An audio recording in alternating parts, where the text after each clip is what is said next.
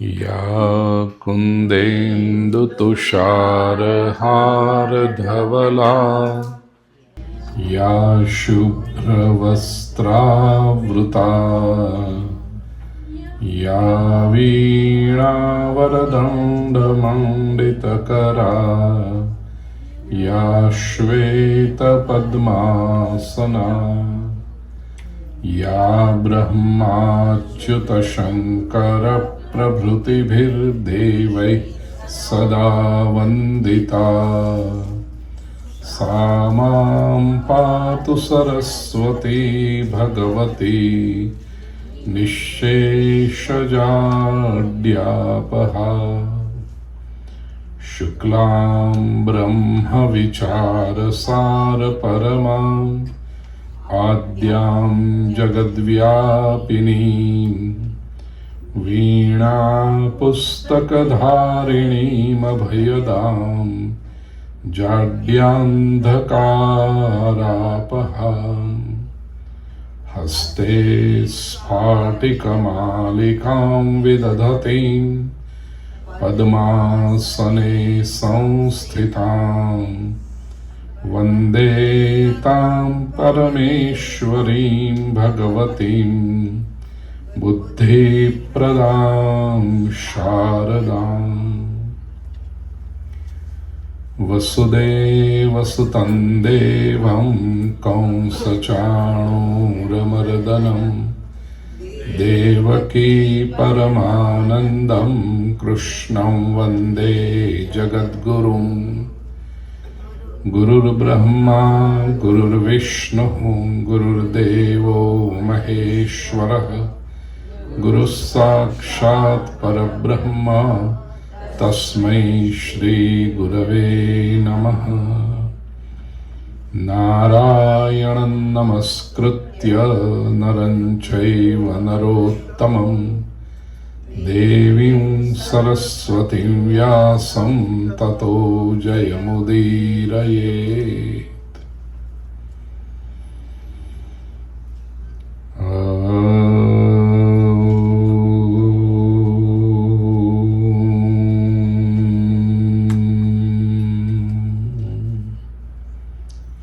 गं गणपतये नमः।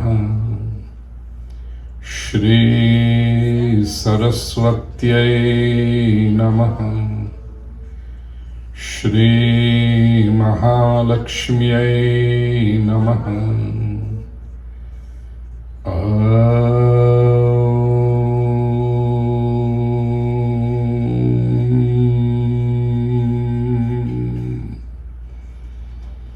नमो भगवते वासुदेवाय।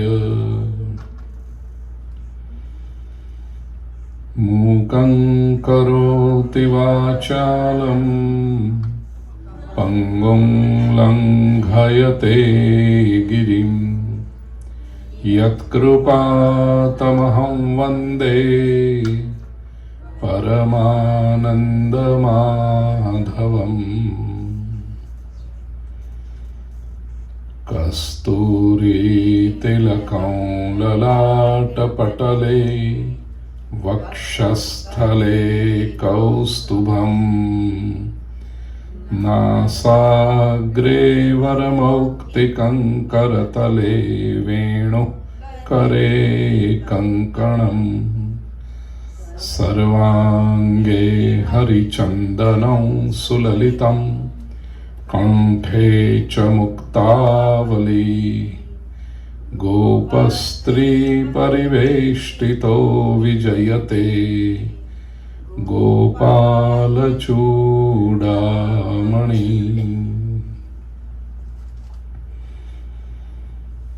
बोलिए श्री कृष्ण कन्हैया लाल की।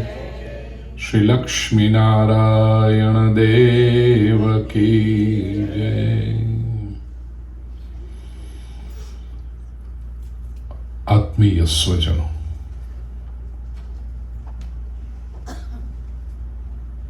I, from this auspicious Vyaspeeth, welcome you all for this divine journey of Srimad Bhagavatam. This is a first of its kind experiment in the field of religion and spirituality. Usually, Srimad Bhagavat Katha is held at one place for 7 days and people gather. It is an anushtana, it is a commitment for 7 days. Now, living in North America, more so in Florida, I'm given to understand that people are so busy, it's difficult for them to find consecutive 7 days and every evening more than 3 hours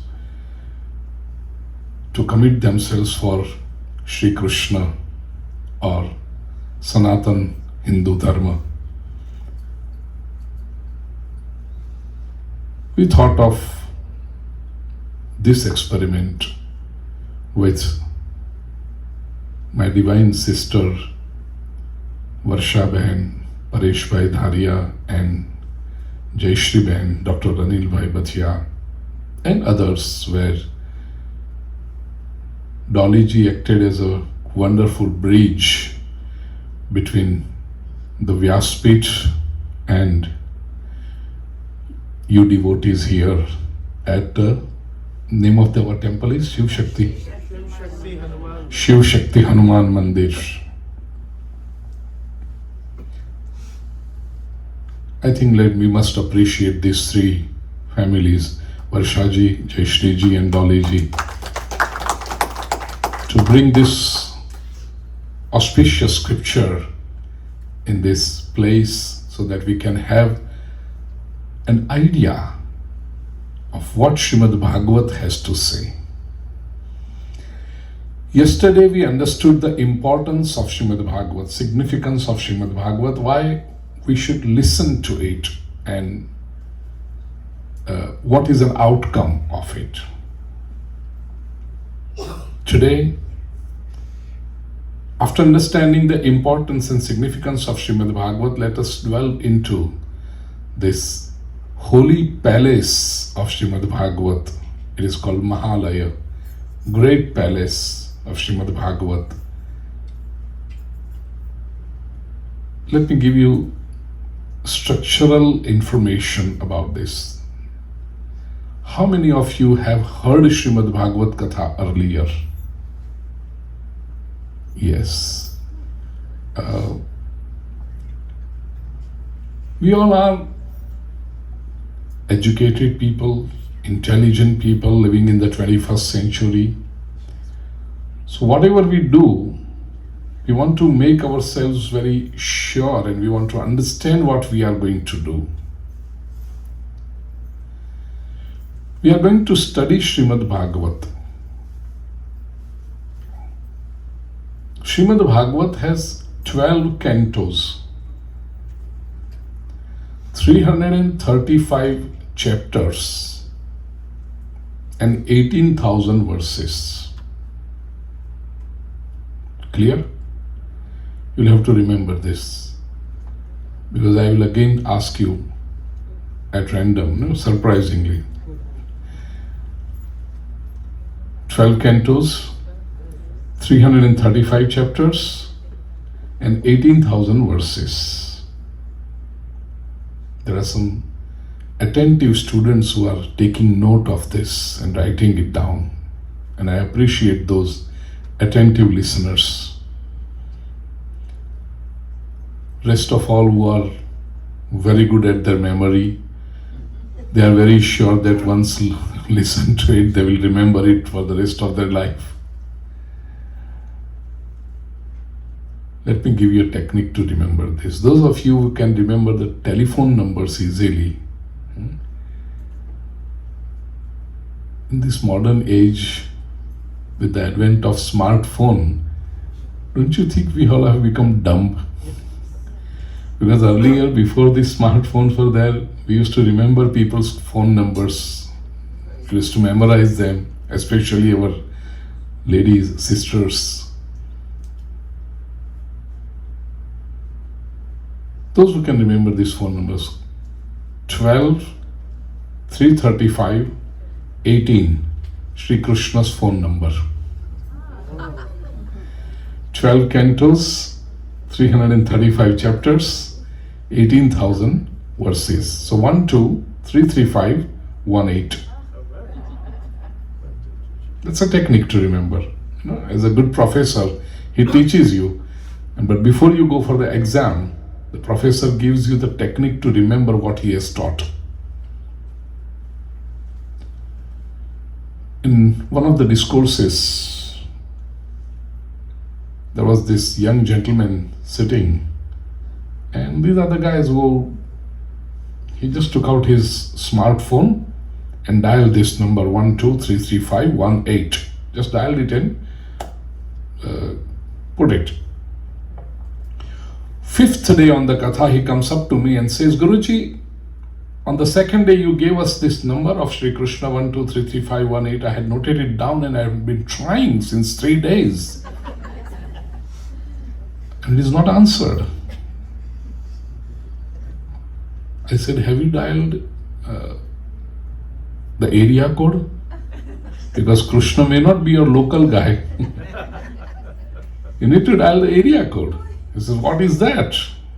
I said, 576. 576,000 alphabets are there in this scripture. 12 cantos, 335 chapters, 18,000 verses, and 576,000 letters, alphabets in this holy scripture.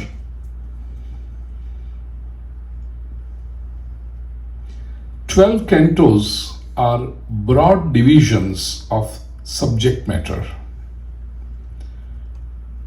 Srimad Bhagavat is a precise course. It is not that the person is sitting on the dais and whatever he feels like he just goes on saying, and if he can't remember what to say next, he just begins with a bhajan or clapping for some time and then he remembers what to say next and then he'll go. It's not that. It is a precise course for liberation of an individual. Today I'll narrate in what circumstances Srimad Bhagavat was narrated, in what circumstances Srimad Bhagavat was written. That is the subject matter of today's discourse. But it's a precise syllabus. First canto is Adhikar Leela. Adhikar, it's a Sanskrit word and it has two meanings. First, Adhikar means right, like.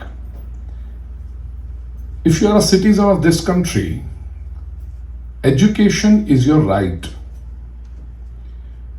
Voting is your right.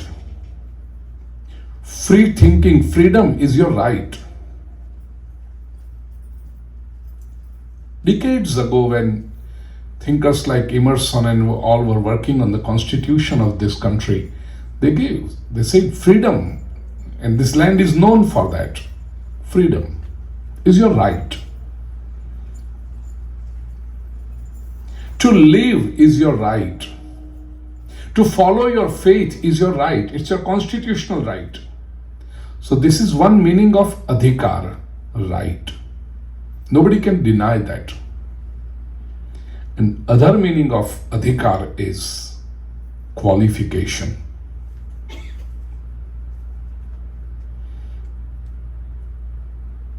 To give you an example, suppose your friend's father is sick. He is poor. Your friend cannot afford the expenditure. And by the grace of God, you are well off. He's your very close friend. Equally, you respect his father. You always have been calling him uncle. And your friend was under pressure. He was worried. So he said, don't worry, I'll take care of your father's medical expenditure. And then he is going to be operated. You went there on the day of the surgery. The father, the friend's father felt so good that A, you are supporting him financially, B, you are physically present to support him emotionally too. And you are telling him, uncle, don't worry, I'm there. Just be in a good mood, trust God, and he will do everything right.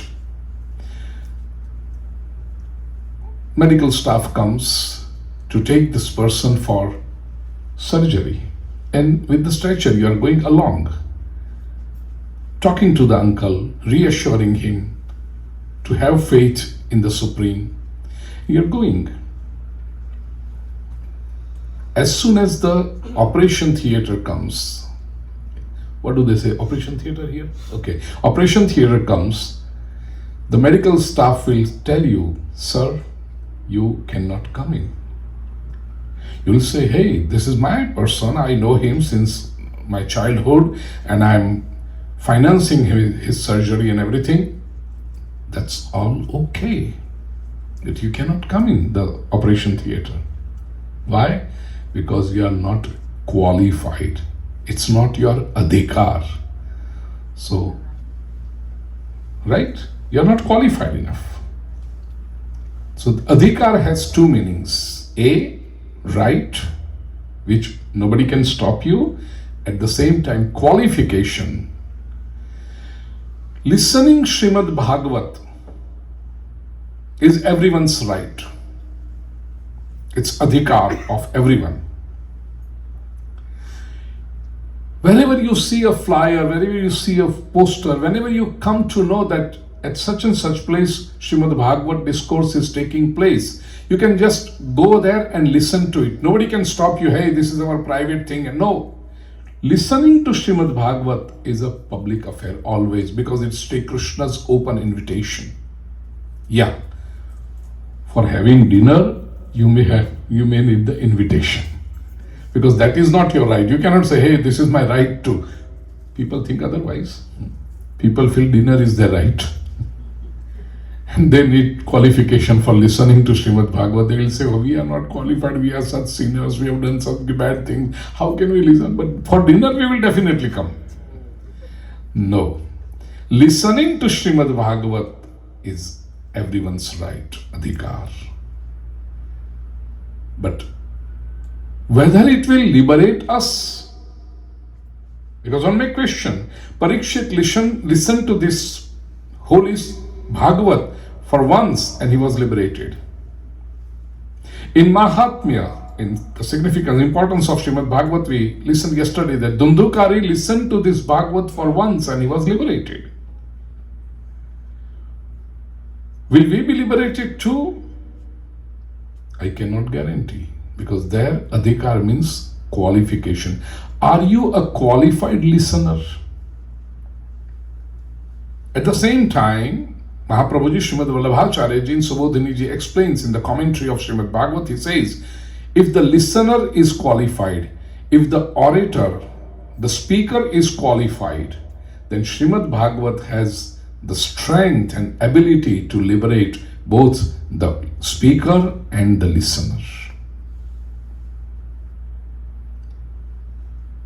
Both should be qualified.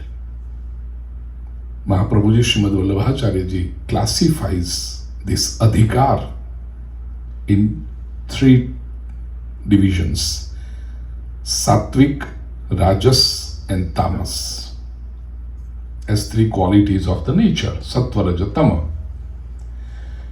And he says that it's not possible that always a Sattvic orator will get a Sattvic listener, or a Rajasi orator will get a Rajasi listener. So by permutation and combination, we have these 9 pairs: Sattvic orator, Sattvic listener; Sattvic speaker, Rajasi listener; Sattvic speaker, Tamasi listener; then Rajasi speaker, Sattvic listener; Rajasi speaker, Rajasi listener; Rajasi speaker, Rajasi listener, Tamasi listener; and then Tamasi speaker, Sattvic listener. That is also possible. Sometimes the listeners are very Sattvic and the speaker is not so. That is also a qualification. My grandmother used to relate a story which actually happened like 50 years ago in a village in Bharat. I abstain from speaking India as far as possible because the nation is known as Bharat or Aryavarta. And I understand, everyone understands here when I say Bharat, it is. In one of the villages of Bharat, they organized the Srimad Bhagavat Katha.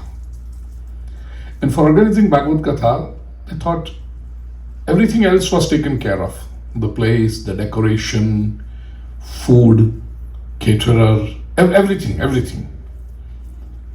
Now, the most important thing in deciding for organizing a Srimad Bhagavat is the speaker. But unfortunately, these people thought that is the last thing.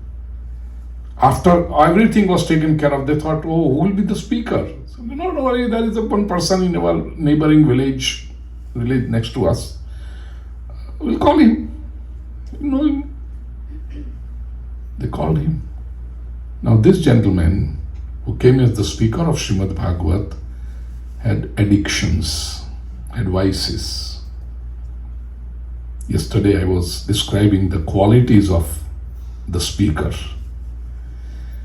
It is expected the speaker of Srimad Bhagavat should not have any vice, any addiction.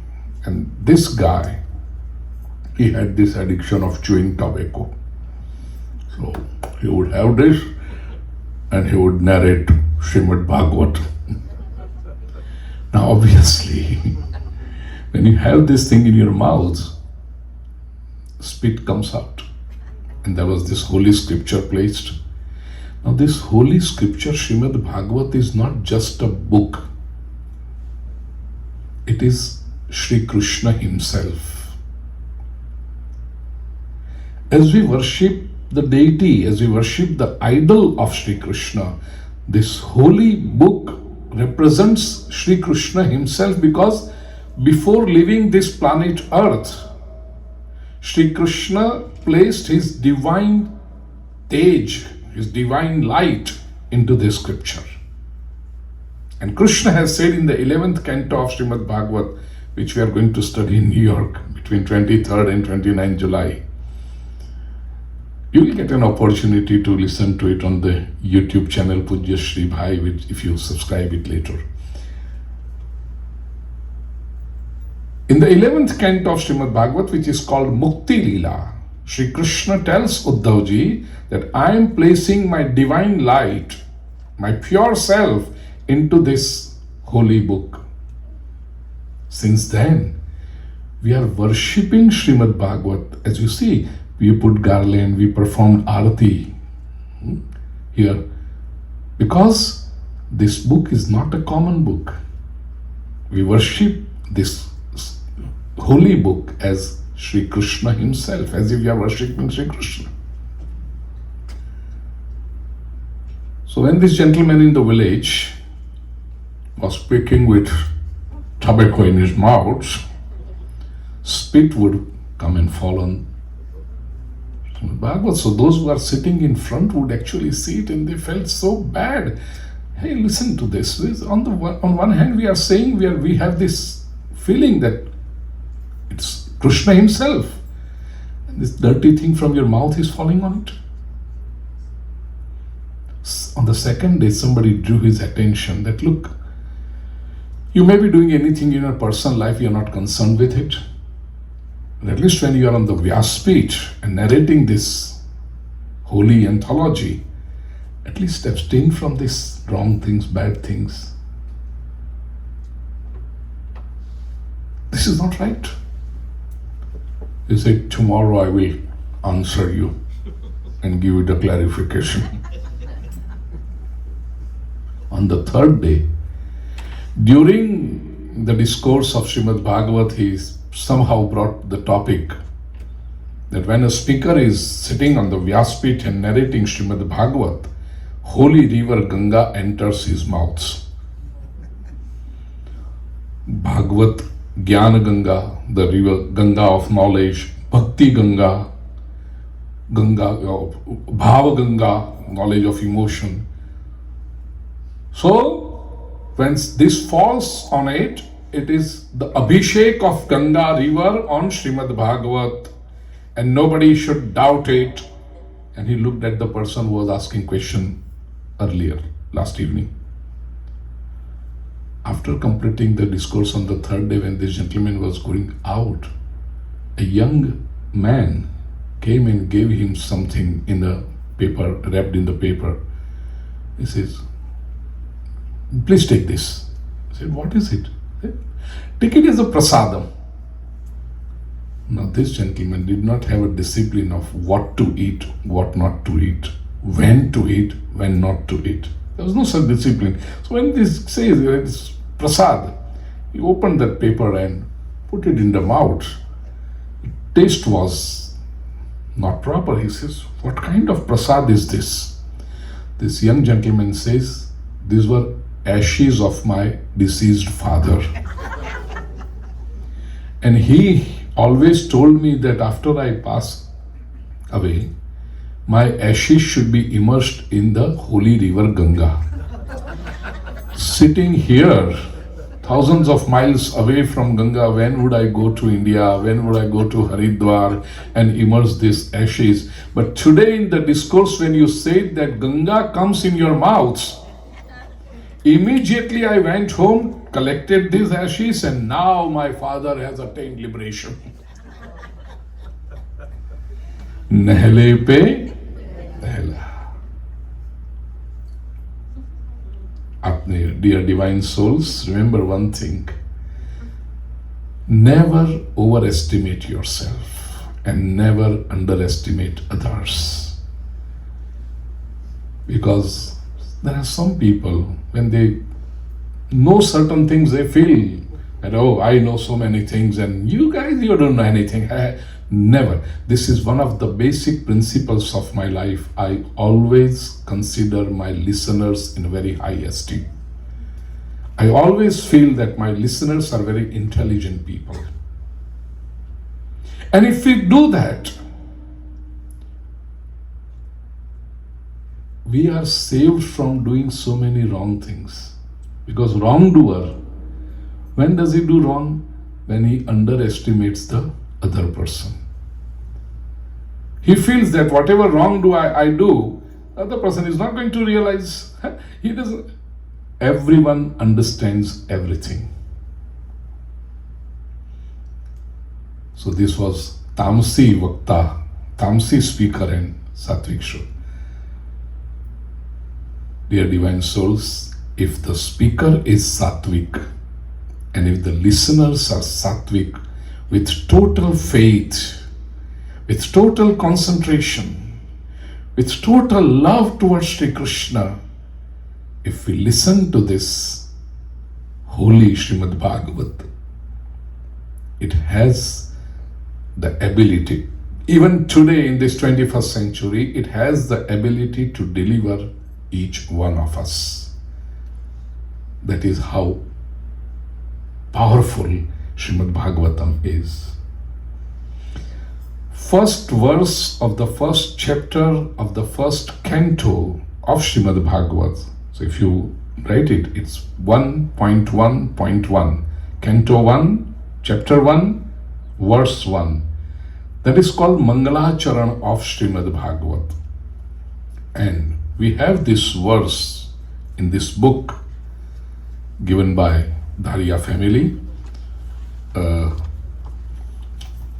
Those who can read Gujarati, it's page number 109, and those who can't read Gujarati, it's page 110 on Roman script. Verse 5th. Page 110, verse 5th in English. We will chant it together to save time. Dear friends, this first verse of Srimad Bhagavat is so poignant with meaning. It has a very powerful message of both Vedanta and devotion. knowledge, wisdom and devotion, both.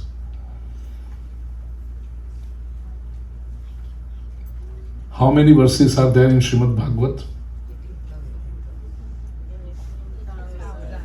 18,000.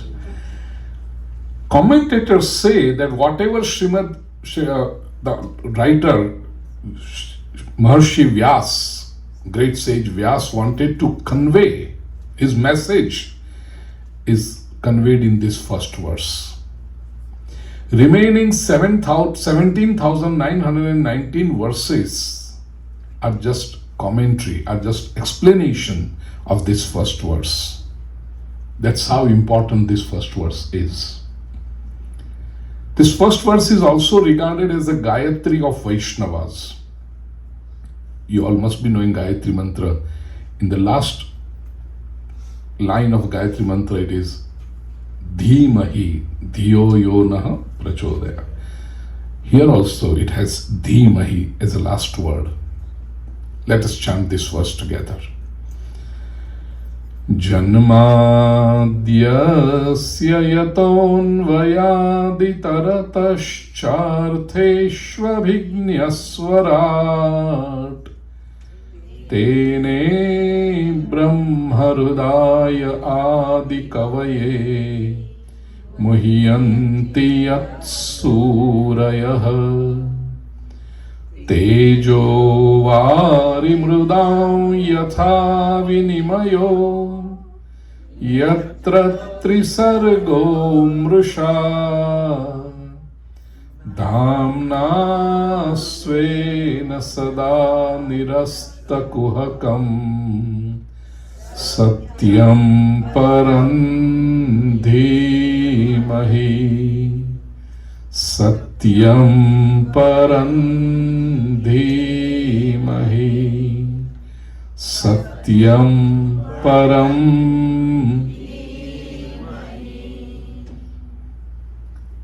Those who have this book, please keep it in your hand. It will be easy for you to understand the meaning of this very important verse of Srimad Bhagavat.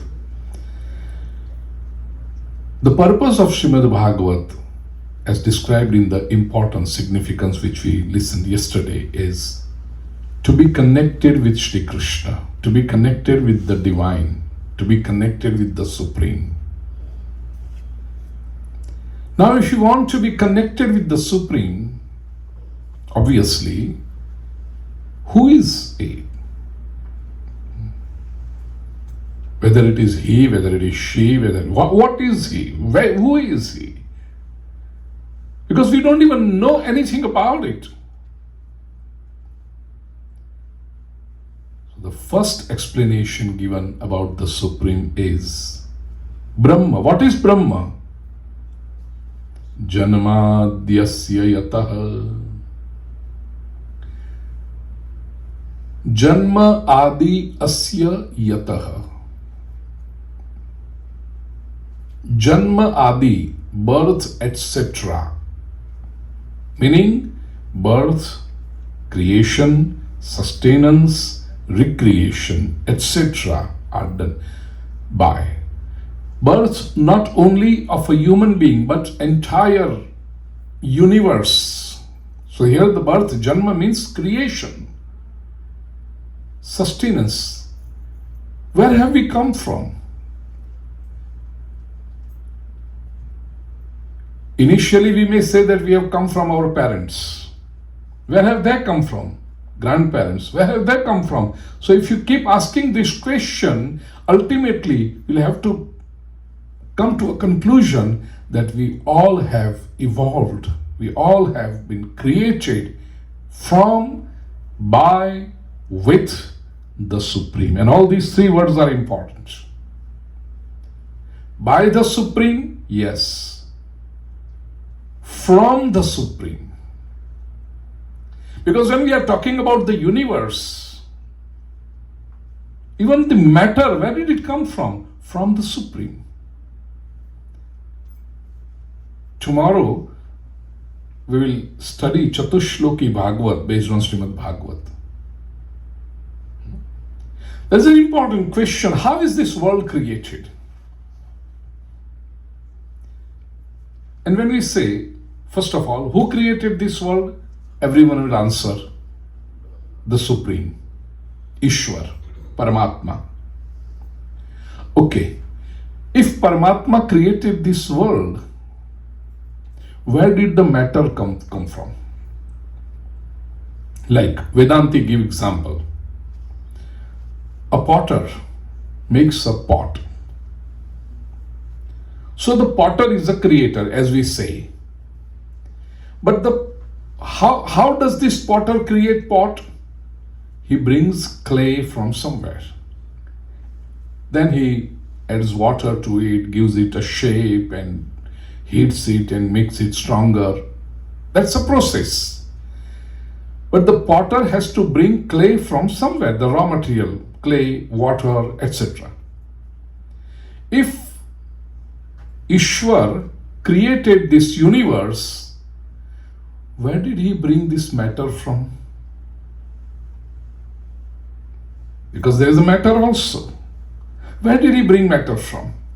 And if he brought matter from somewhere, that means matter existed before Ishwar. And as a mason builds the building, he brings bricks, he brings iron, he brings wood, he brings paints, he brings nails and etc. all the stuff. And there are various vendors, there are various agencies who put things together and make this home. If matter existed earlier, then Ishwar is a bigger mason, maybe more powerful mason, because matter existed earlier. Ishwar put this matter together and created this world. No. Even matter is created from the Supreme, from Ishwar. Only Ishwar existed initially. You may ask, how is it possible? How can Ishwar create even matter from it? Is he a magician? Is he just abracadabra did and everything was created? No. Vedantis give one simple example of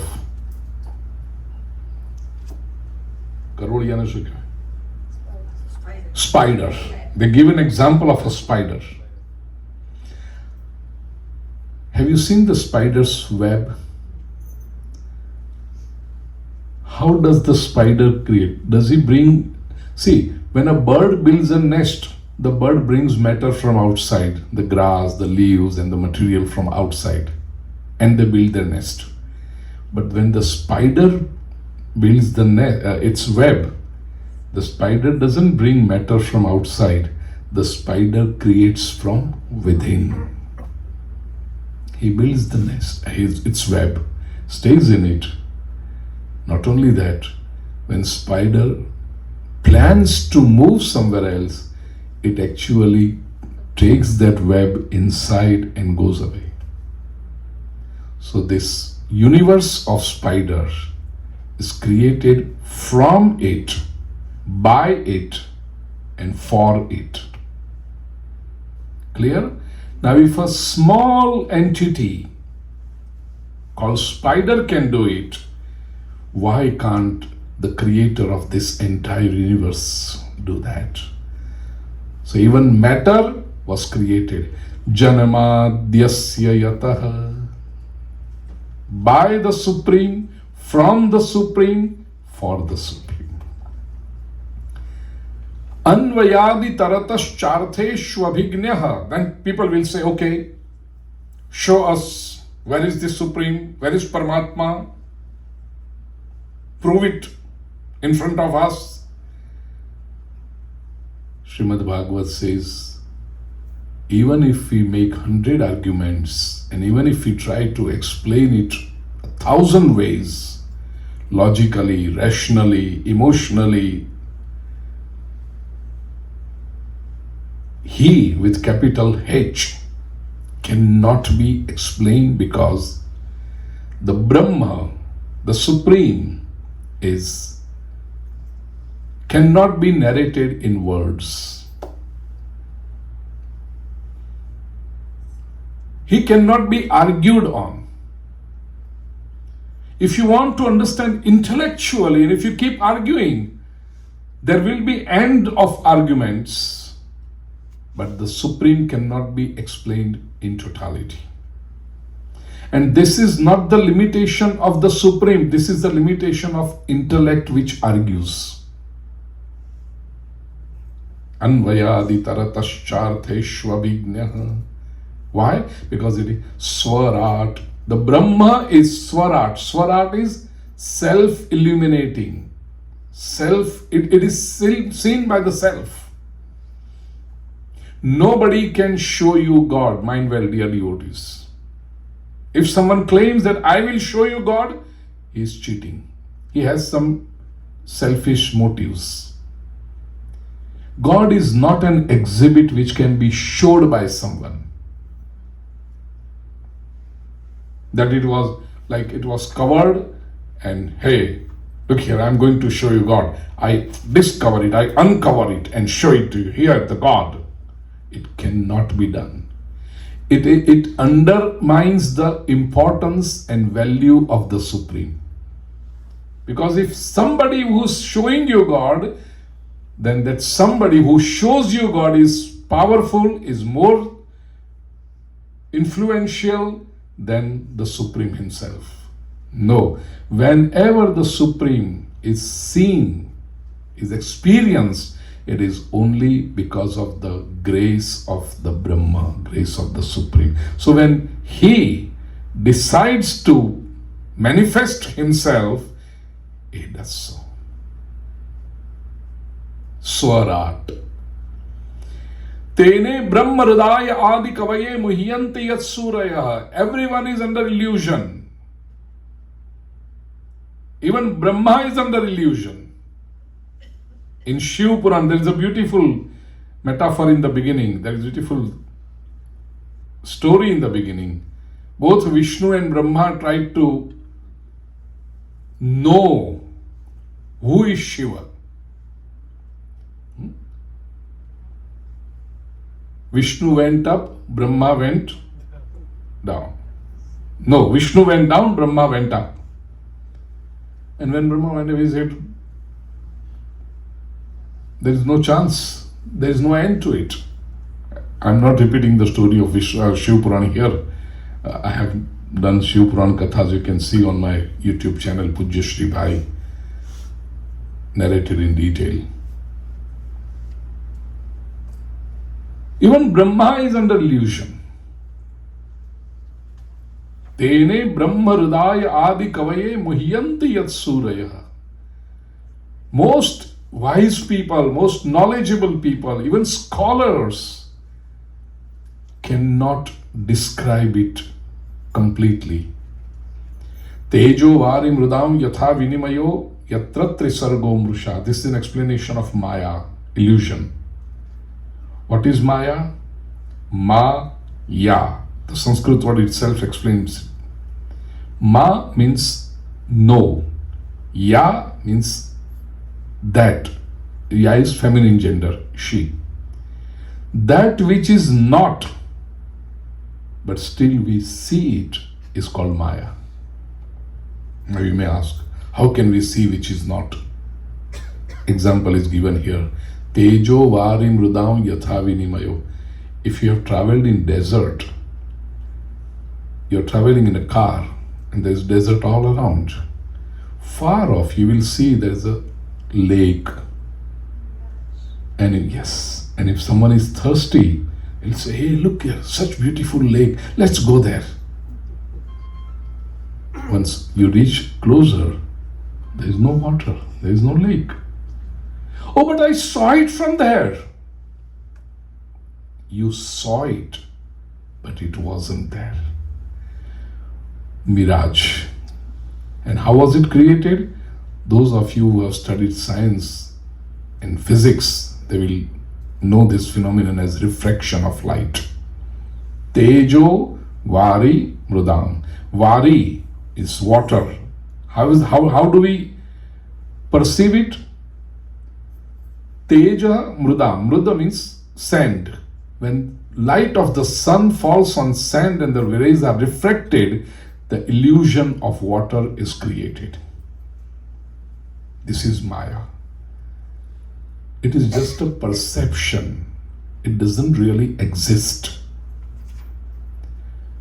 This is how the world is. See this, when we say this samsara is Maya, it means it is how you perceive it.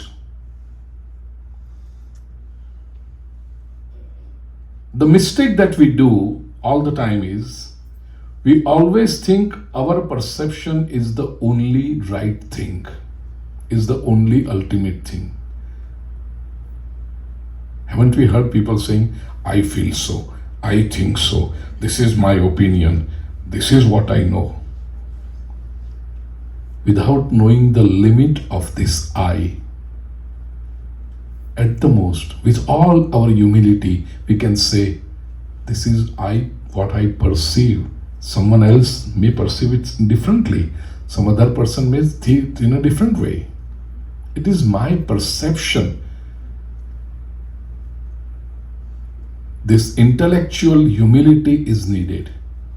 In the modern world, everyone has become so intellectually arrogant.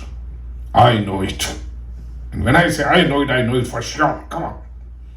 And that's where the friction begins. Not in your families, somewhere else. Because you guys are so intellectually humble. Husband has total faith in what wife says. Wife has total faith in what husband says. Both parents have total faith in what children say. Children have total agreement with their parents. They never have these conflicts. Florida is such a wonderful place to stay. No conflicts at all. All these conflicts are out of Florida. Dear divine souls, we need this intellectual humility.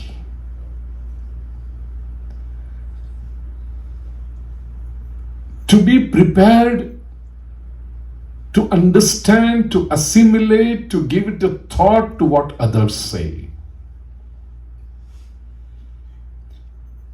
We should have this preparedness that the other may be right.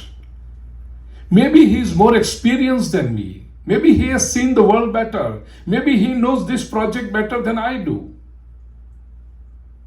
Let me at least listen to this person. Most people are so closed. I know it. I know it. That's where the trouble begins. And that's what the Maya is. I am right. In Mahabharata, the synonym for war, Yuddha, is Mama Satyam. It is Mama Satyam is what I say is right, is synonym for war. So that's when wars begin. Person A says, I am right. Person B says, no, I am right. And both are very firm and very rigid on their own stands. Well, the war begins. We have to be receptive to others' ideas. Dhamna svena sada nirasta kuhakam satyam param dhimahi. Now who will remove this curtain, kuhak, deception of Maya, of illusion? How can it be removed? It is said dhamna svena. Svena dhamna. Dham, the word dhama again has two meanings. One meaning of Dhamma is light. Light of wisdom. Light of Gyan. If we have the light of this wisdom, then there is no deception, there is no illusion, there is no Maya. Or other meaning of Dhamma is Nivas. Nivas meaning stay. You might have heard people name places or their own buildings with the word Dham. Vrindavan Dham, Ayodhya Dham, correct?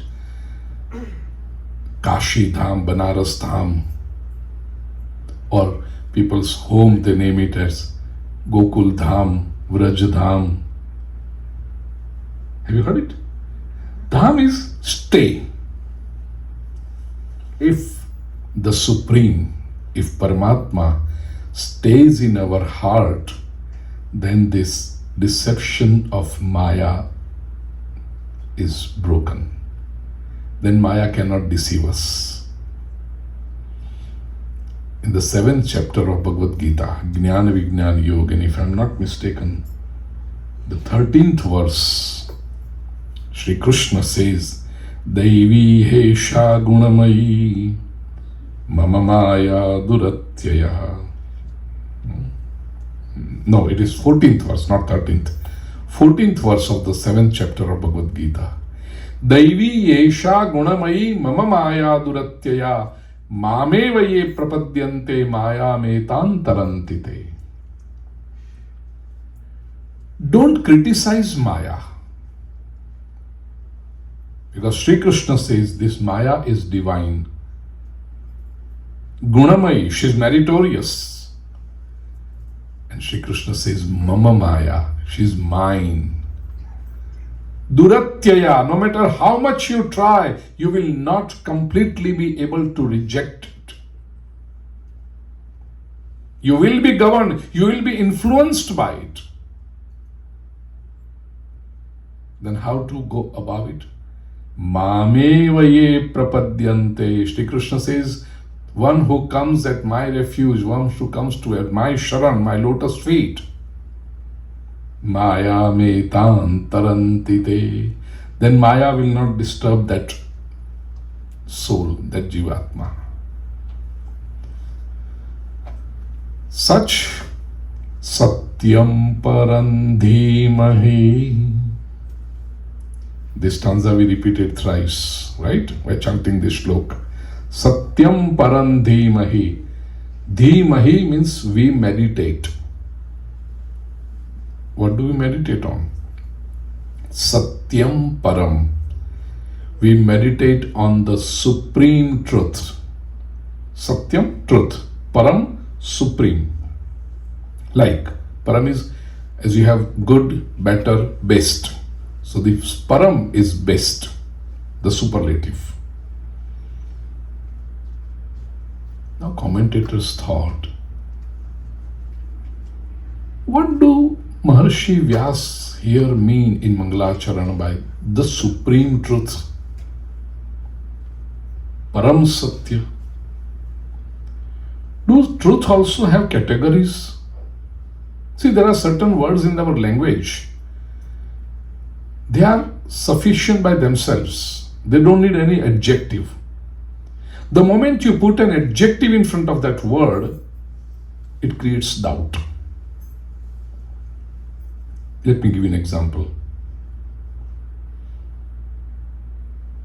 In the market, somebody has said that we sell butter. We sell pure butter. Now, the moment you say pure butter, what does it mean, pure butter? Butter is always pure. Milk, yogurt, curd, you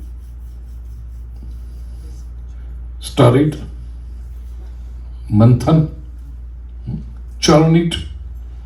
And when you churn the butter, churn the curd, the buttermilk, butter comes up.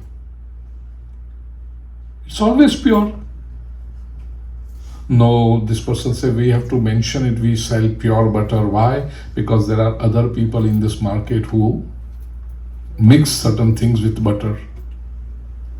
So the next shopkeeper will say, we sell 100% pure butter. See, one more adjective, 100% pure butter. Now, what is 100% pure? Even in 10 pounds of butter, you mix, say, 50 grams of some other thing, it's impure. You cannot have 80% pure butter, 70% pure butter. So the more that, if everyone in the market is honest, they just should mention we sell butter, right? Another word. Love. If someone comes up and tells you, I'm truly in love with you, that means you must be falsely in love with someone else.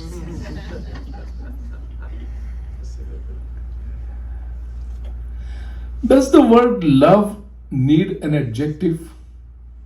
No. And can you be falsely in love with someone? If it is false, is it worth the name? No. It's sufficient to say, I love you, I'm in love with you. It's sufficient. You don't need adjectives, truly. Then someone says, I'm 100% truly in love with you. I'm in love with you. Similarly, the word truth does not need any adjectives. I'm saying the whole truth. What is whole truth? Truth is truth. But here Maharshi Vyas, the great sage Vyas says, Satyam Param Dhimahi. We meditate upon the supreme truth. Then what is this supreme truth? Because sage Vyas is not a common person. Whatever he says, he is very clearly, he is very clear. He is not going to use any wrong word. Sridhar Swami, who wrote a commentary on Srimad Bhagavat 1200 years ago, in very scholarly work. Probably the first authentic commentary on Srimad Bhagavat comes from Sridhar Swami. Then there are so many other scholars, but first authentic commentary comes from Sridhar Swami. Sridhar Swami says that this Param Satya, what is it? Yat Satyataya Mithya Sargopi Satyavat Pratiyate Tam Param Satyamityartha. The supreme truth is a truth in the presence of which other untruths also seem to be true. I'll repeat this. The supreme truth is a truth in the presence of which other untruths also seem to be true. Ishwar is Satchidananda Rupaya. We discussed a little bit about Satya yesterday. Those who had heard yesterday's discourse will remember it.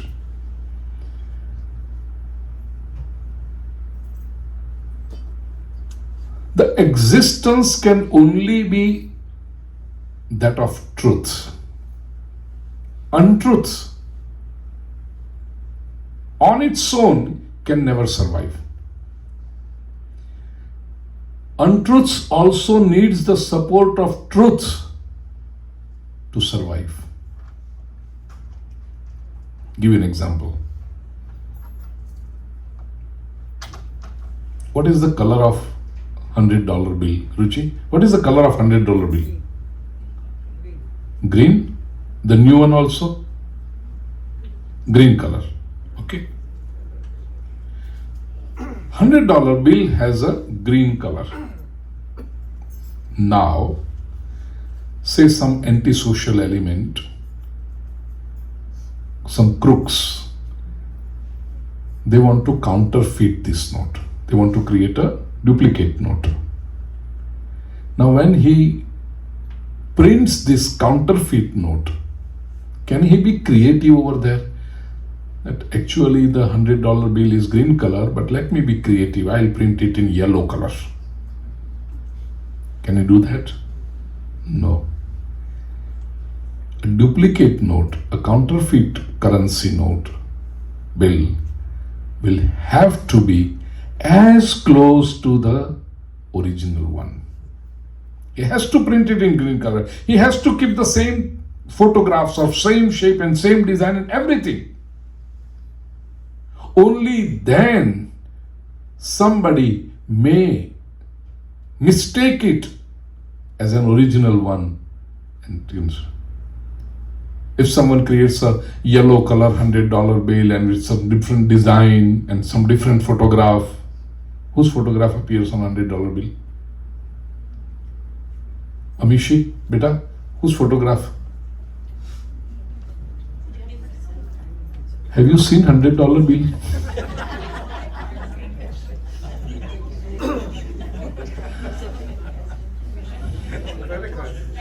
Let me check. Whose photograph appears on a $100 bill? I am checking myself. Now I don't know who this gentleman is. George Washington? Is it George Washington? Because the name is not written, only the photograph appears. Washington. He is Washington, right? So the one who counterfeits this note, he says, let me put Lincoln on this, Abraham Lincoln on $100 bill. Will anyone accept it? No. Dear divine souls, the false thing, the wrong thing, even if it has to survive, it has to be as close to, as similar to the truths as possible. Similarly, if wrong things survive in this, in this Kali Yuga, we say there are so much wrong going on, there is so much corruption going on, there is so much bad activity going on in the world. And still the world survives because there is truth. There is Param Satya in this universe. There is the presence of the Supreme Being in this universe. And because of the power of this Supreme Truth, the power of this Supreme Being, even the wrong things also temporarily survive in this universe. So, Vedanta says, see, there are people who complain. If there is God, why these wrong things survive? Why a criminal commits crime? Why wrong people, bad people do wrong things? If there is God, why God doesn't stop them? You might come across such questions. Vedanta says, the very fact that wrong things are there, duplicates are there, it itself proves that there is a good thing also. Otherwise, wrong things cannot survive. If a duplicate bill comes in front of you, that means there must be an original bill. Otherwise, a duplicate will not come. So even the wrong proves the existence of the right. People challenge the right by observing the wrong. That's a wrong attitude. Satyam param dhimahi. We meditate upon the supreme truth, and all the religions of this world, they say this only. Look at this universality of Srimad Bhagavat. We all know that Bhagavat describes 24 incarnations of Vishnu. It could have very well said Vishnum Param Dhimahi. Because generally, when you read a scripture, initially, the main God, the main deity of that scripture is remembered, is prayed to. So they should have said Vishnum Param Dhimahi or Krishnam Param Dhimahi. Maybe any other, Ramam Param Dhimahi, Shivam Param Dhimahi. They did not say anything. They said Satyam Param Dhimahi. This proves the universality of. All these forms are respected. These different manifestations of the Supreme Being, the Brahman, are respected. But the ultimate aim is the truth, the reality. If Maharshi Vyas had written a particular word here, a particular name, then Srimad Bhagavat would have become a sectarian scripture. If they would have said Vishnum Param Dhimai, then Vaishnava said this is our scripture, and other people believing in other form of God would stay away from it. If they say Shivam Param Dhimahi, then those worshippers of Lord Shiva would worship and other people will stay away. No, this is a unified approach. We include everyone. It's a universal message. And this is what religion, this is what dharma is all about. True dharma should always be inclusive. True dharma should always be open-minded. Dharma can never divide people that what I am doing is right and everyone else is wrong. This is not dharma, this is fanatism. The beauty of Sanatan Dharma, dear Divine Soul says, we have total faith in our way of worship, way of thinking, but at the same time, we respect others' way of thinking and others' ways of worshipping too. This concept I have explained in detail at the South Florida Hindu temple when I was explaining Sanatan Dharma, what Dolly ji referred in the introduction. We are inclusive by nature. We never impose our ideas on anyone that I am right and you are wrong. I go to heaven and you will go to hell. We never said that. Why? Because truth, supreme truth, is always inclusive. Who can understand, who can practice this true dharma? Or what is the characteristic of truly dharmic person? I don't want to use the word religious because religion is a limited thing. Dharma is very wide. Dharma is very way above religion. So I don't want to translate dharma as religion. What is the characteristic of truly dharmic person? Now this question is open to you. Do we have a cordless mic or we just have wired mics? Yes, Maya. We don't have cordless mic. Good. My question to you, dear devotees, is, according to you, what is the characteristic of dharmic person? Whom will you call a dharmic person? Please try to understand the question correctly. What qualities, if you see in a person, that you will conclude he or she must be a dharmic person? What are the qualities, what are the characteristics you observe? Yes? They should treat others. Sorry, you can have the one second. Those who want to answer, please stand up if you don't mind and if you don't have any problem with the legs. Just stand up, and I would appreciate if you can say if you can pass the mic, it's good. Just tell me your name. My name is Geeta. Geeta, yes. They should treat others as they would like to be treated too. Very good. This concept comes from Mahabharata. Being dharmic, Gita would feel the person is dharmic if the person treats others as he or she would like to be treated by others. Good. Beta, stand up. Come on fast. We don't have too much of time. Come on. You don't know? Whom would you call dharmic? Okay. Dolly ji, bolo aap. They should respect everybody same. The person who respects everyone is dharmic. Chalo, that's Dolly ji's opinion. You. Come on, fast. This is going to be an interactive one. Who wants to answer? A dutiful person. Sorry, I cannot hear you. A dutiful person. A dutiful person. I thought the beautiful person. Dutiful. The person who performs his or her duty correctly is kartavya. Really, the dharma is kartavya. Good answer. Yes? Living a righteous life. Living a righteous life. A person who lives a righteous life is dharmic. Good. Yes. If you don't love human being, you cannot serve God.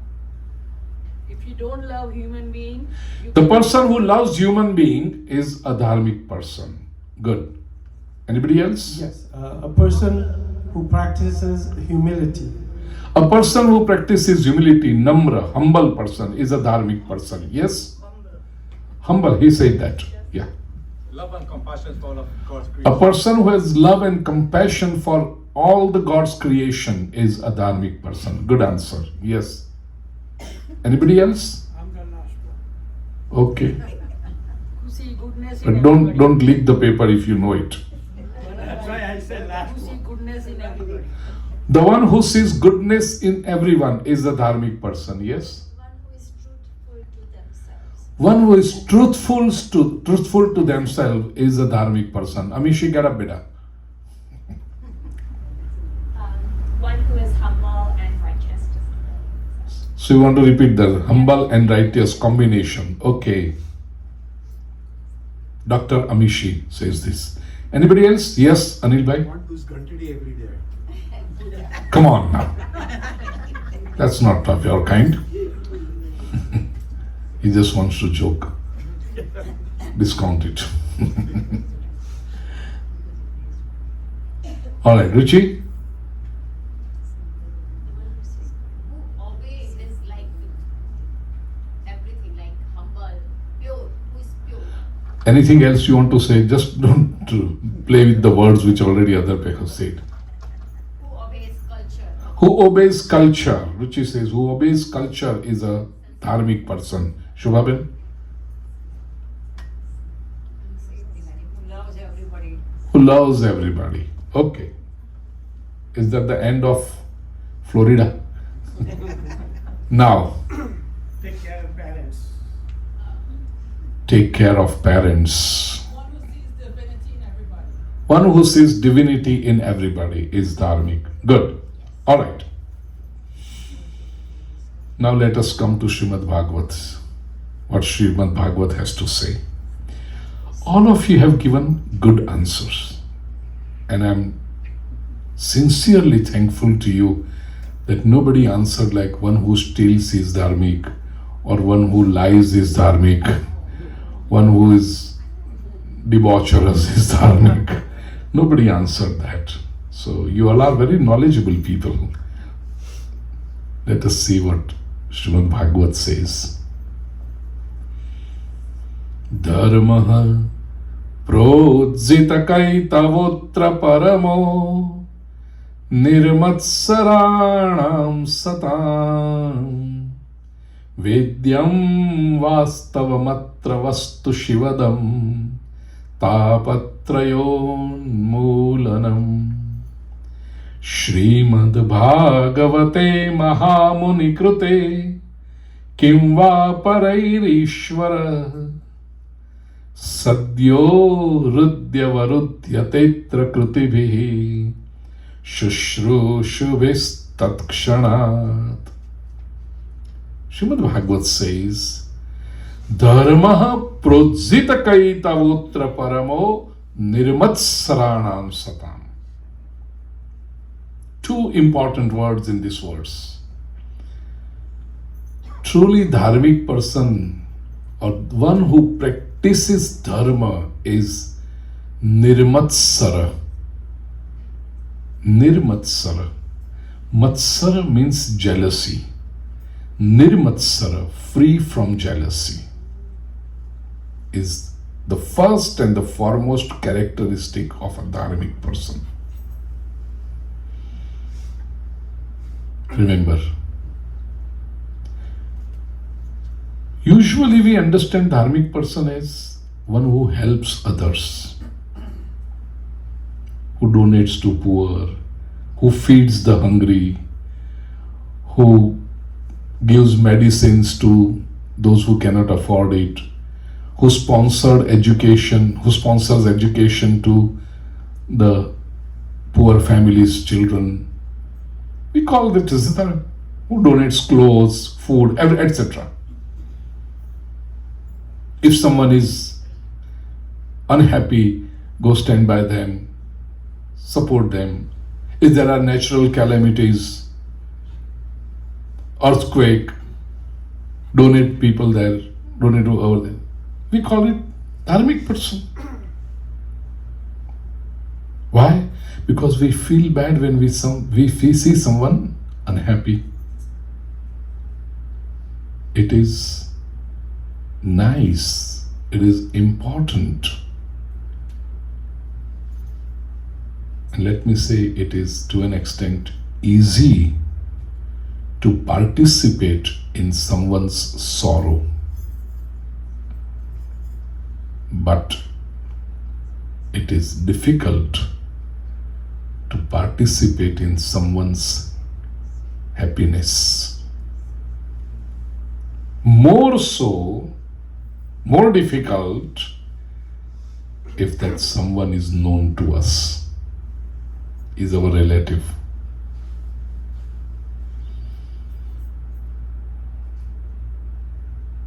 We are in Florida. We hear the news or we read the news or someone forwards this message on your WhatsApp that there was this homeless in California and he won, what is that big prize of lottery ticket?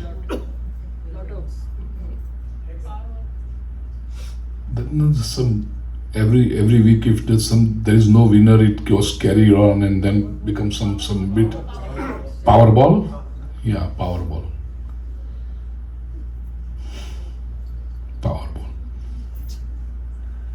Jackpot?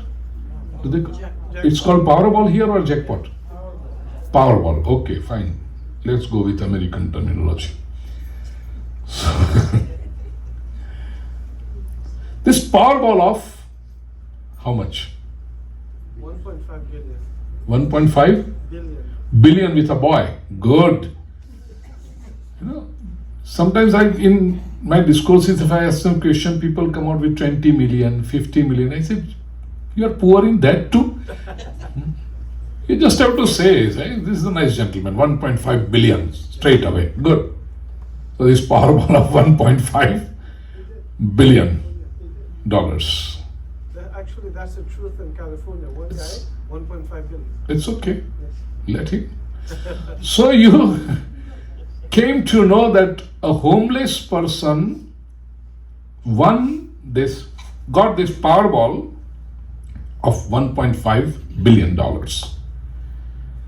You will send this message to 50 people. You will call them and you will talk, hey, did you listen to this? Did you know? Have you heard this? This was a homeless living on the street, eating in the soup kitchen, had no money on him, and he won this Powerball of $1.5 billion. You will praise this person, you will praise his luck, you will. Why? Because this is a totally unknown person. You had not known him till now, and now he is not going to know you forever. So this totally unknown person winning the Powerball of 1.5 billion doesn't bother you at all. But if you come to know that your neighbor has won the lottery of $5,000, you will not enjoy your food for a week. You won't be able to sleep for 4 days, and there will be a constant thought going on in your mind. Oh, luck. You just missed one door. How great it would have been if you had come little bit on this side, just one number on this side. This is called jealousy. We can accept, we can understand, we can digest the happiness of unknown people, but it is so difficult to digest and accept our own person becoming happy. This is jealousy. The definition of the word Sanskrit matsar, according to Sanskrit grammar, is mat agre sarati iti matsara. You are going ahead of me. How dare you? And jealousy is such an emotion, dear divine souls, that you cannot do anything about it. Say your neighbor is renovating his home, bringing expensive furniture. He has bought a expensive car and parked on his driveway. And all this you keep seeing, and there is a burning sensation out of jealousy. Can you do anything about it? Do you have the courage to go to your neighbor and say, please don't buy this expensive car, it troubles me. Every morning I see the car on your driveway and I have a problem with it. You cannot say, if that person is progressing in life, he is going to have great time, he is going to have his own means of happiness. So jealousy is an emotion which troubles you only, and you can't do anything about it. Others are going to progress. Others are going to be happy for themselves. And if they progress, you feel jealous, that means you are punishing yourself. Such a person cannot be called dharmic. Why? Because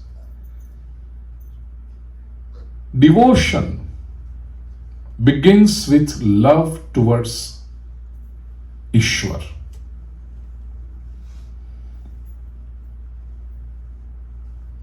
A jealous person, when he prays to Ishwar, what will he say? He will express his jealousy. Dear Sri Krishna, my neighbor has got an expensive car. I don't have it. My uncle or my cousin built a big home.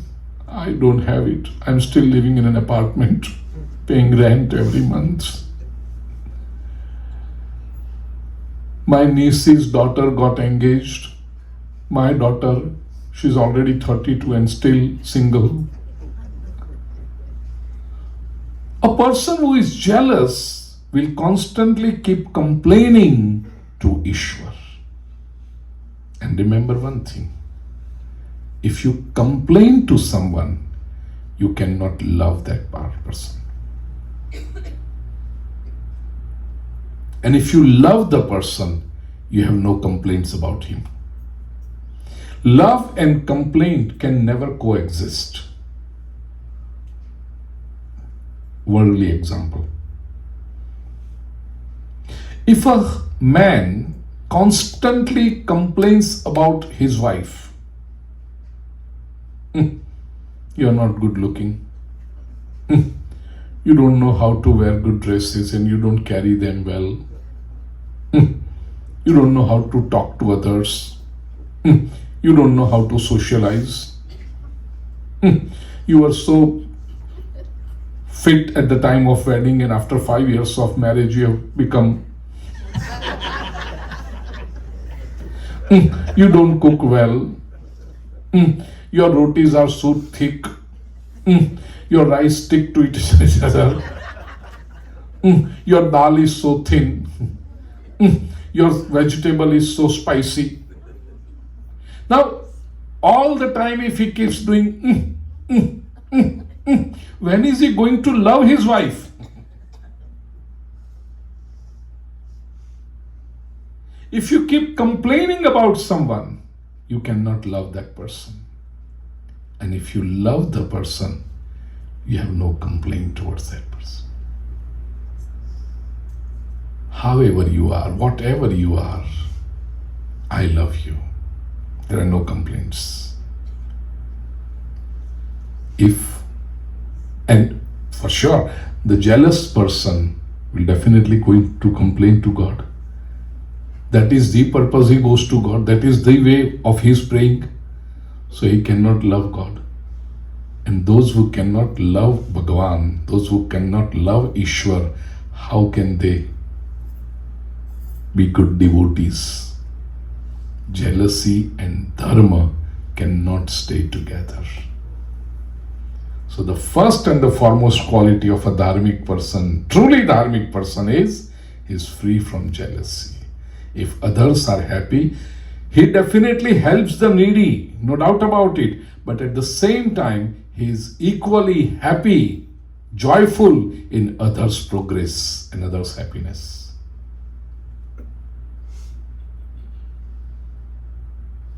In other words, dharmic person is always joyful, because everyone in the world strives for progress and he is happy. My neighbor bought a expensive car. Oh, I am so happy. My uncle bought a big home. Oh, I am so happy. That is the reason when you see devotees, in their life also there are problems, there are challenges in devotees' lives. But devotees are always singing, dancing, enjoying, joyful.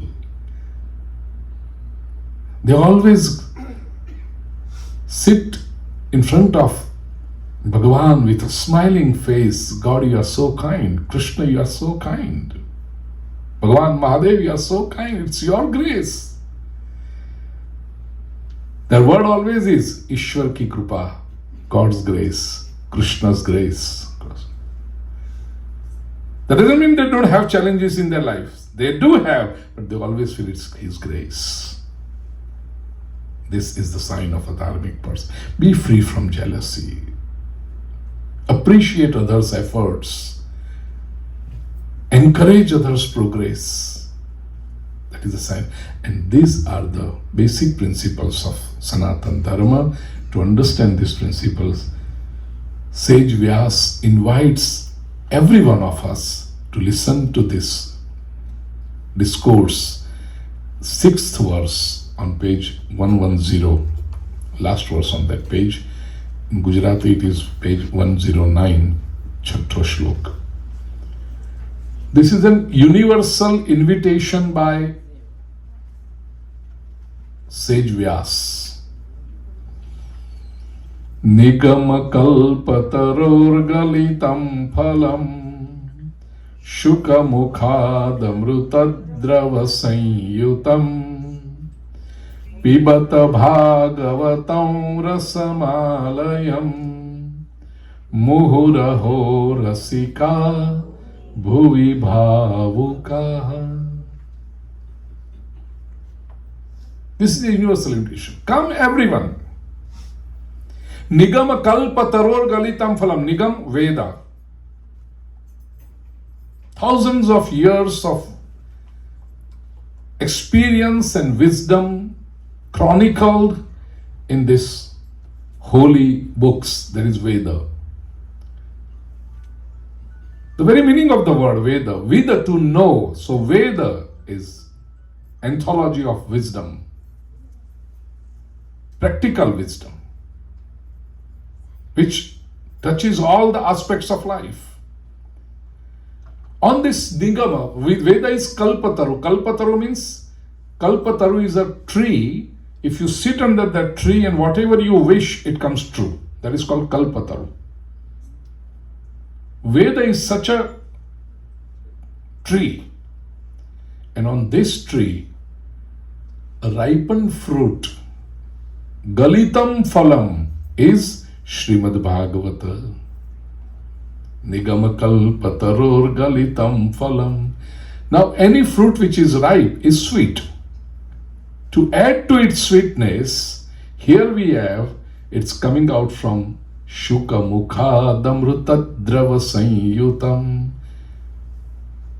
We hear it from the holy mouth of none other than Shukadevji, such a knowledgeable, such a wise, such a scholarly person. Pibata Bhagavatam rasam. Drink this nectar of Srimad Bhagavat.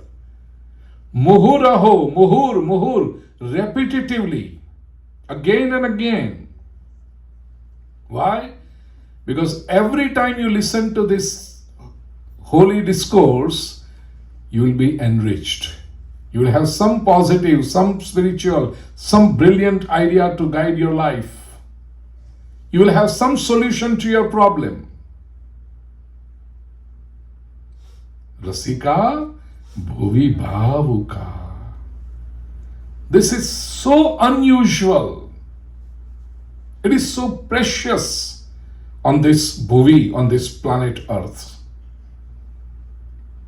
And then we come across the story of a great convention of scholarly saints in Naimisharanya, a very holy place on the bank of river Gomati in Uttar Pradesh. I have done probably 3 kathas in Naimisharanya. In one of the kathas, Varshaben was present at least 15-20 years ago. Like 20 years ago, we had a big katha in Naimisharanya where Varshaben, along with so many other devotees, were there. In fact, I still remember during that katha, she traveled with me from Mumbai, from Bombay to Lucknow and back.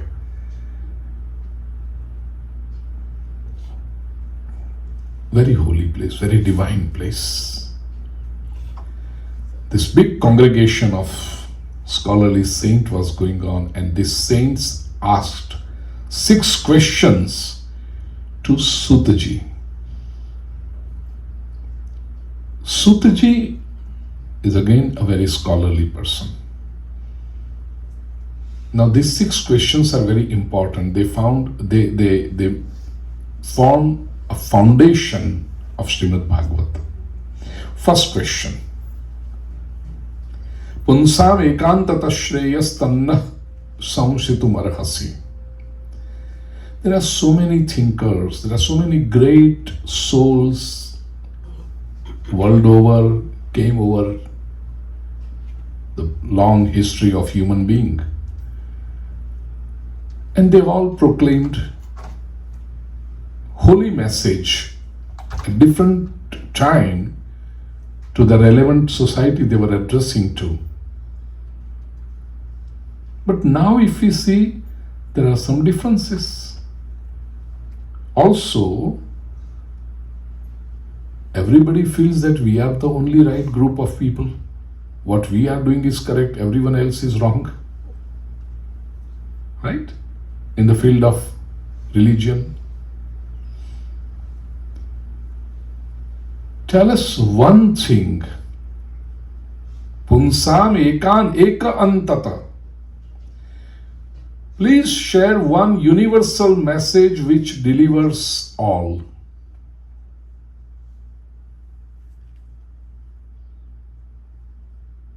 Rather than these different paths, tell us one message which will apply to everyone. That's the first question. Are we interested in the answer of this question? Yes. Then second question. There are 6 questions. If you want the answers to this, say yes.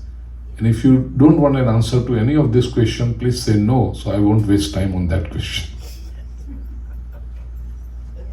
Yes. Second question. There are so many scriptures, there are so many holy books. It is nearly impossible for an individual to study all the scriptures in one lifetime. We can't even simply go through it, reading it. Forget understanding, assimilating, it's a different story altogether. But just to read all the scriptures in one lifetime is so difficult. Sutji, you are such a scholarly person. You have studied all the scriptures, all the holy books. Please tell us the essence of all the great books. Interested? Yes. Yes. Yes. Essence of all the great books. Third question.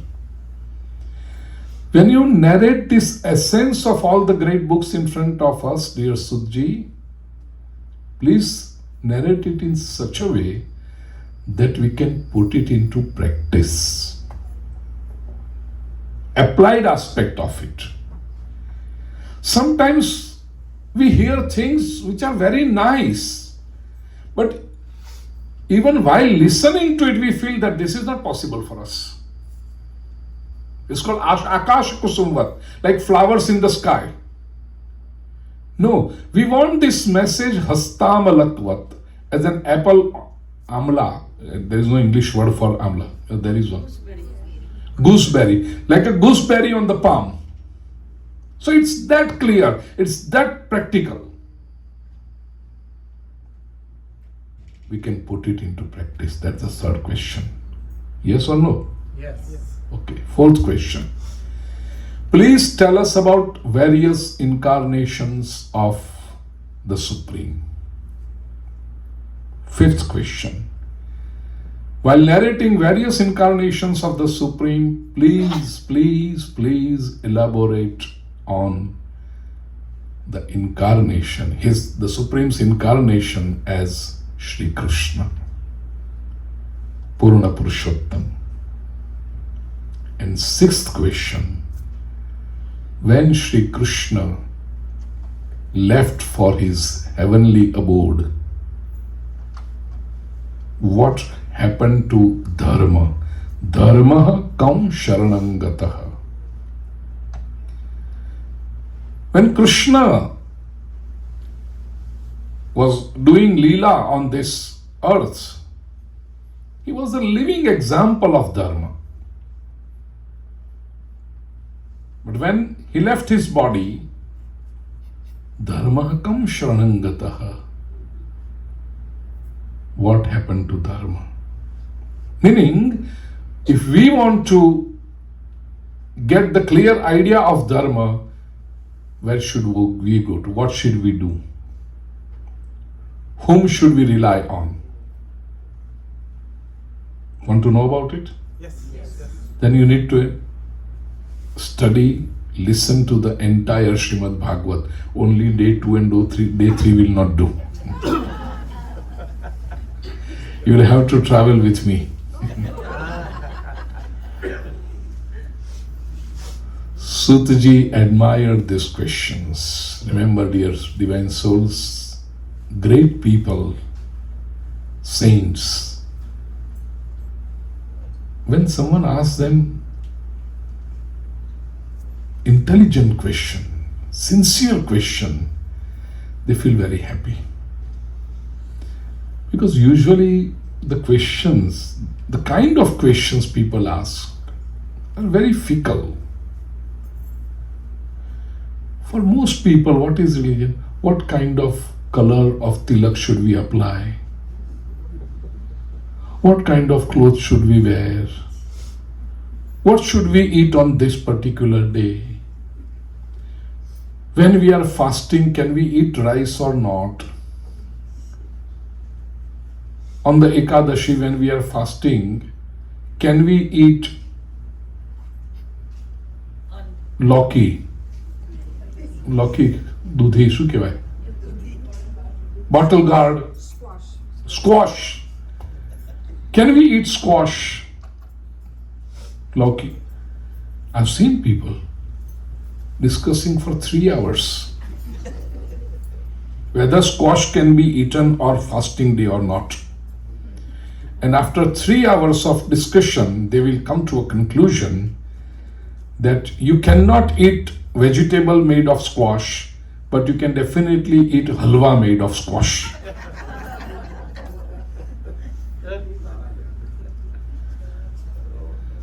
Now, scholars, saints know there is no relation of squash with fasting. But most people, they feel very intelligent when they discuss such things. And when they share such opinions with each other. You know what? Last fasting day, I made halwa of squash. And it was so good. Everyone in my family, they said, yeah, if you made this halwa of squash every time, we will fast with you also. So I made all my family religious by feeding them halwa of squash. There is no relation whatsoever. But most people are busy with such discussions. When scholarly saints are asked genuine questions, like these 6 questions, they feel very happy. They want to share all their wisdom. They want to share all their experience and to guide that person on the spiritual paths. Sudji prayed to his Guru, even Sri Krishna, and began answering. The first question is, what is that one single path which delivers all, which everyone can follow to evolve on the path of spirituality?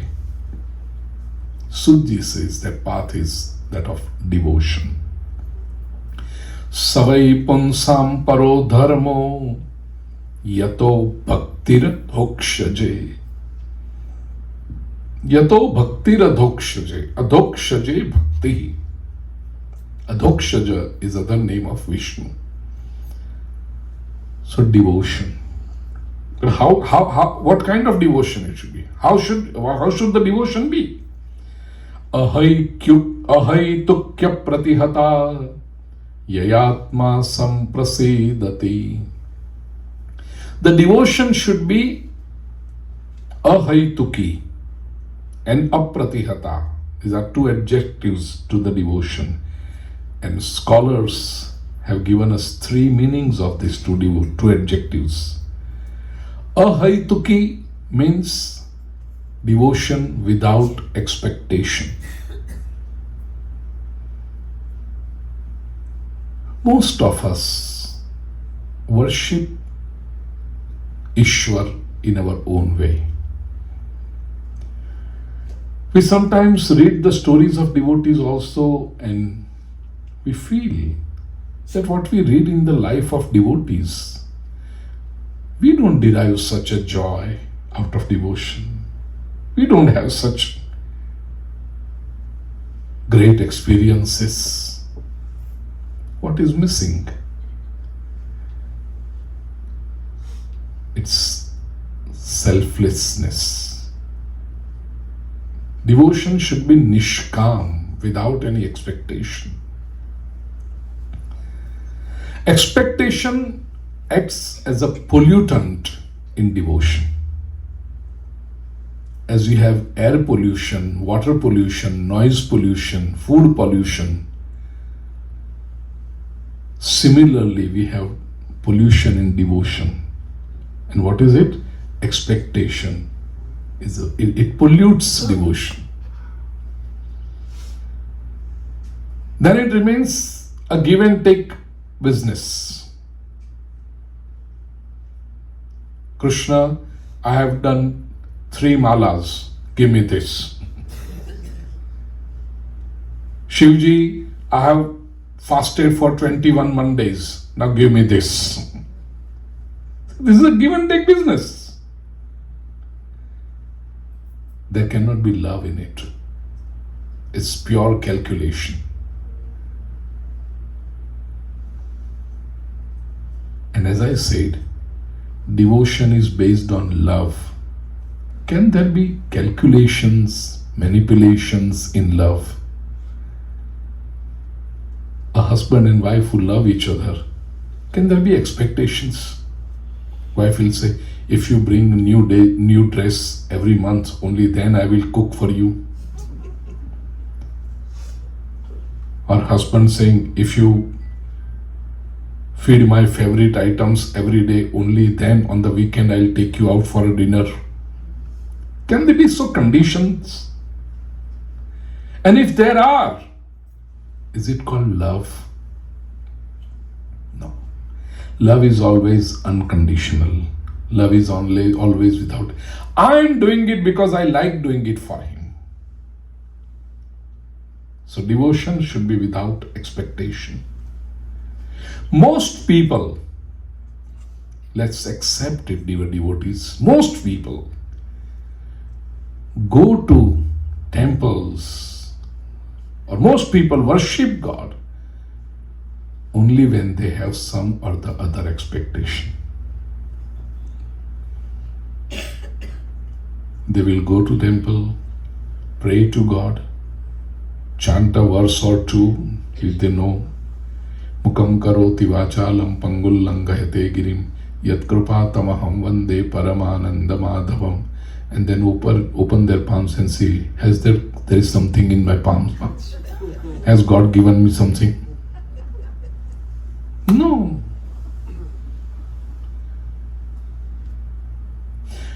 I was addressing a youth seminar in Maryland, Washington, DC, 25 years ago. And there were 450 youths,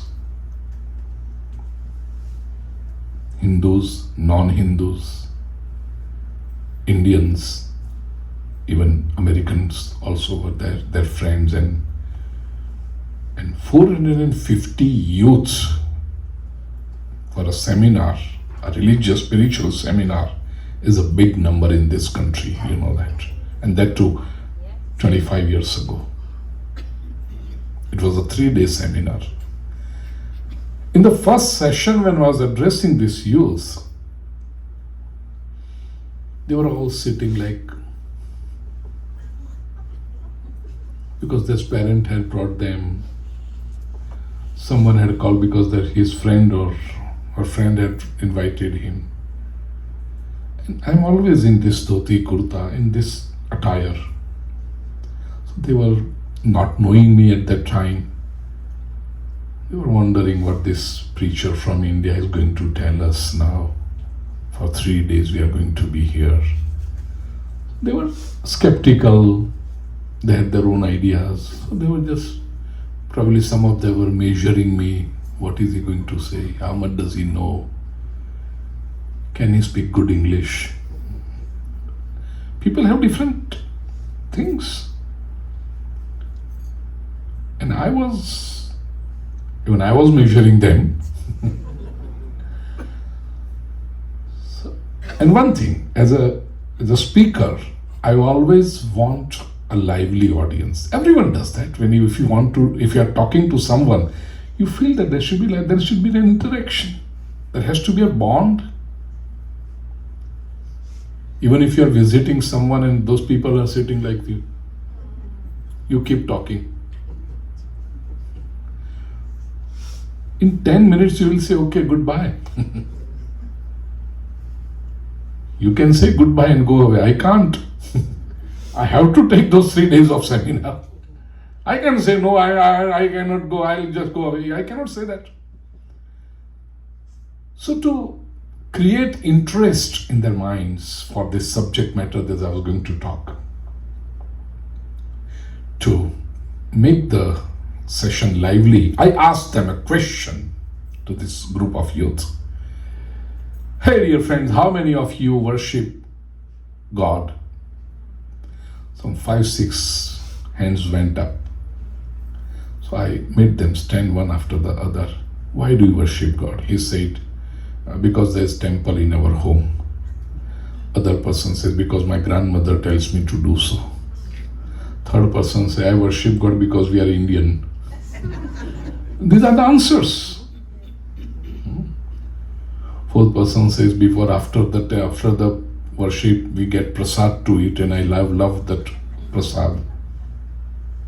There was this gentleman sitting right in front of me and staring at me like this. I said, this person sitting right on my chest and staring at me. I'm going to speak. I made him stand up and I asked him, dear friend, do you worship God? He says, no, we are happy. Look at this person. He says, we don't worship God. Why? We are happy. What was the idea in this young man's mind? If we have problem, we should worship. If you don't have problem, why bother God? Let him attend to other needy people. We are happy at the moment. No. Devotion is not a medicine. Worshipping is not a medicine. Spirituality is not a medicine, it is food. You take medicine when you are sick, but you need food every day. Gurus, this satsang, scholarly saints are not medicines. They are not luxury items. How can we invite such a priest? How can we go to him? We will have to offer dakshina and we can't afford it. Gurus are not luxury items. They are necessities. You can plan your luxury vacation when you reach that state. But you will need Guru at every step of life. You will need his guidance. Even to come out of your miseries, you will need the guidance of Guru. You will need the guidance of Guru as a preventive step so that you don't enter into a trouble.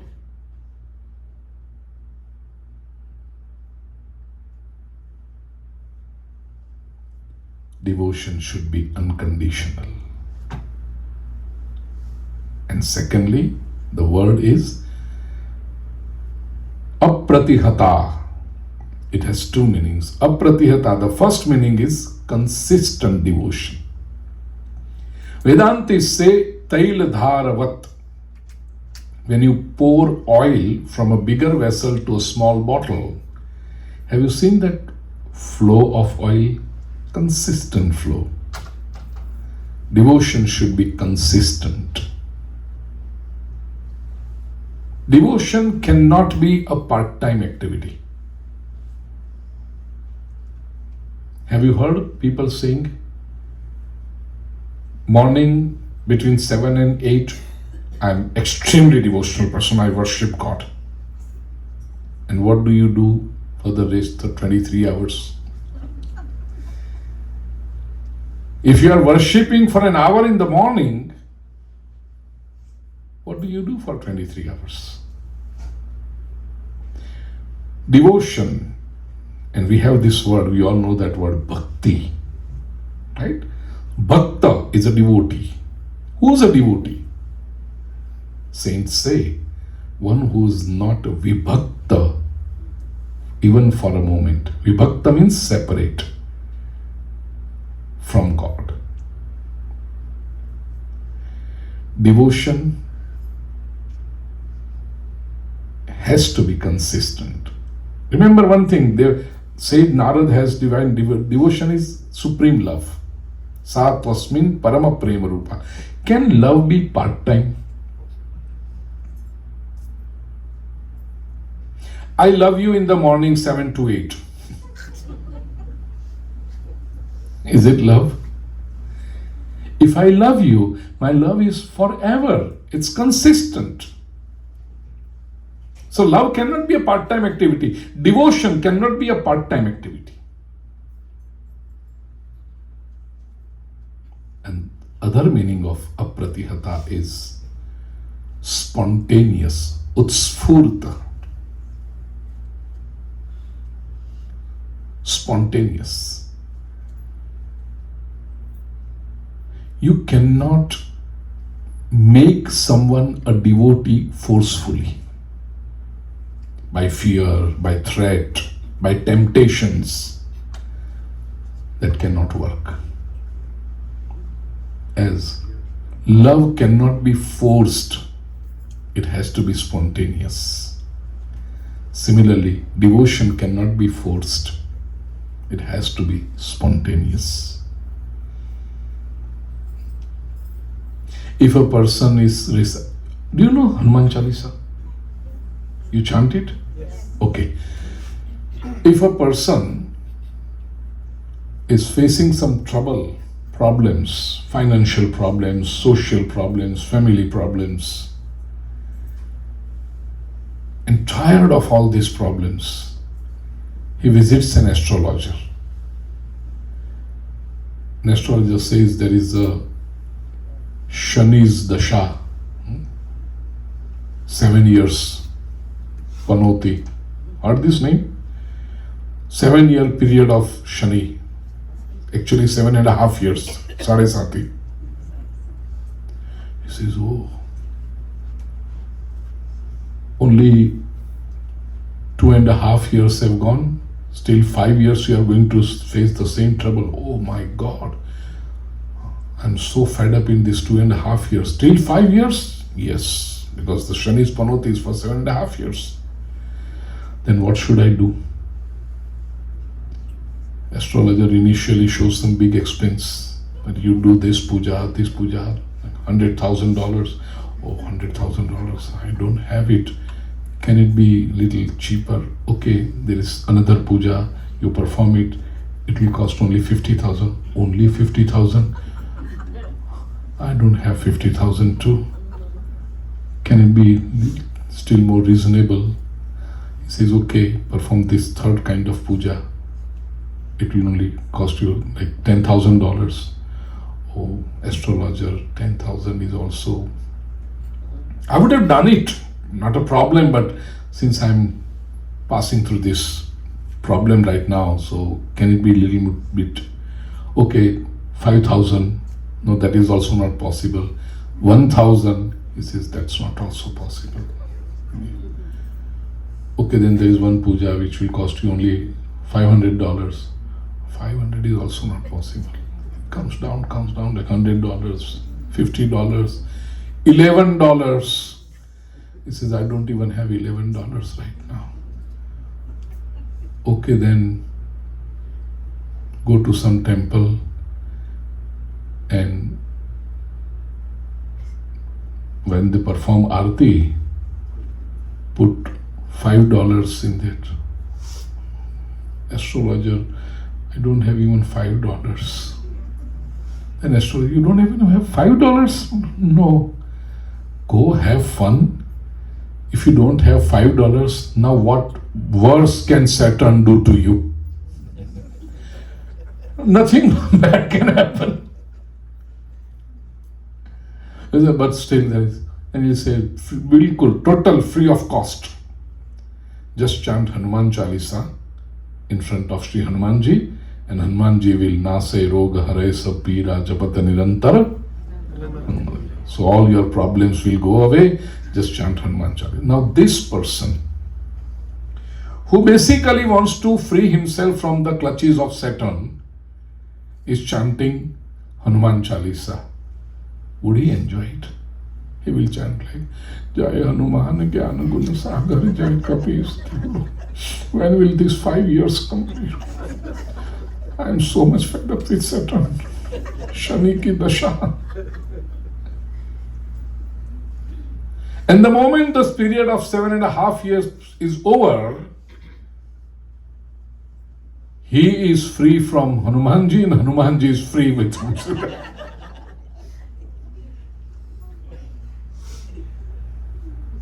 Because it was forced. But the person who admires Sri Hanumanji, the person who loves Sri Hanumanji, the person who is a devotee of Sri Hanumanji, when he chants Hanuman Chalisa, Mahavir Vikram Bajarangi Kumati Nivar Kanchana Barana Biraj Subesa Kanana Kundala, there is a different energy in this person's chanting. So when you chant Hanuman Chalisa, you will see, if you just observe people, there are different peoples. There are some people who chant with so much devotion and so much involvement, and there are some people, we are waiting for 9 o'clock and after that we will have dinner.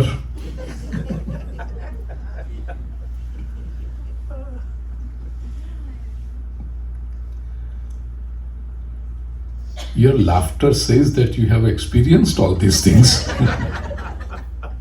And your laughter says that what I am saying is true, right?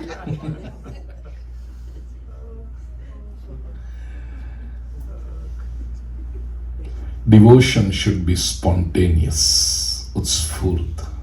So 3 things. Did you remember it? How the devotion should be? That is the one path which liberates everyone. Devotion should be unconditional, without expectation. Devotion should be consistent. And devotion should be, that's done, spontaneous. Such devotion liberates everyone. And how to be such a devotee, that's what Srimad Bhagavat teaches us. In the 3rd chapter, 24 incarnations of Vishnu are listed. That's what we are going to study during the course of Srimad Bhagavat.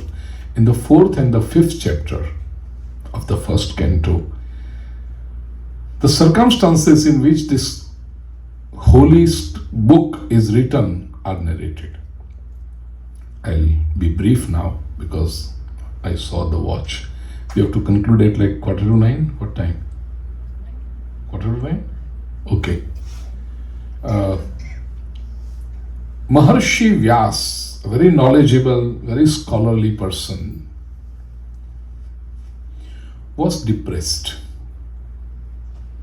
Sage Narad comes to him, and on seeing him, he says, Vyasji, you are such a scholarly person. You have written so many scriptures. You have done so much. Still you are depressed. Why? Sage Vyas says, yes, I have done so much, but still there is something missing. And I can't identify what is missing. I feel that void within me. Dear devotees, this is an experience of all the people who society knows them as arrived in life. Society knows them as successful people.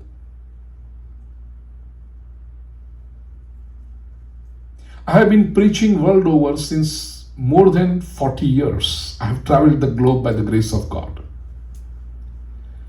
And being in this field, I come across all the sections of the society, from the simplest, humble people to the most successful, rich, powerful, who's who kind of people in the society. From all the fields, politicians, social workers, industrialists, businessmen, professionals, sports field, entertainment field, Bollywood, everyone. And one thing I have concluded, everyone feels some or the other void at what society tell them you are at the peak. But those people feel that void, something is missing, and they can't identify. See, there are poor people, they don't even have time to think about this. They are so busy working to make their ends meet. But so-called successful people, they feel this void. Something is missing in life. And what is it? Vyasji is at this stage.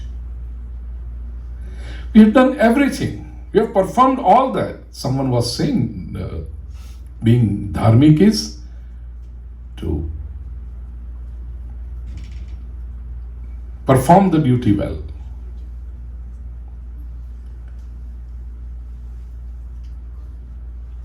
We studied well, we worked well, we earned money well, we performed our family duties well.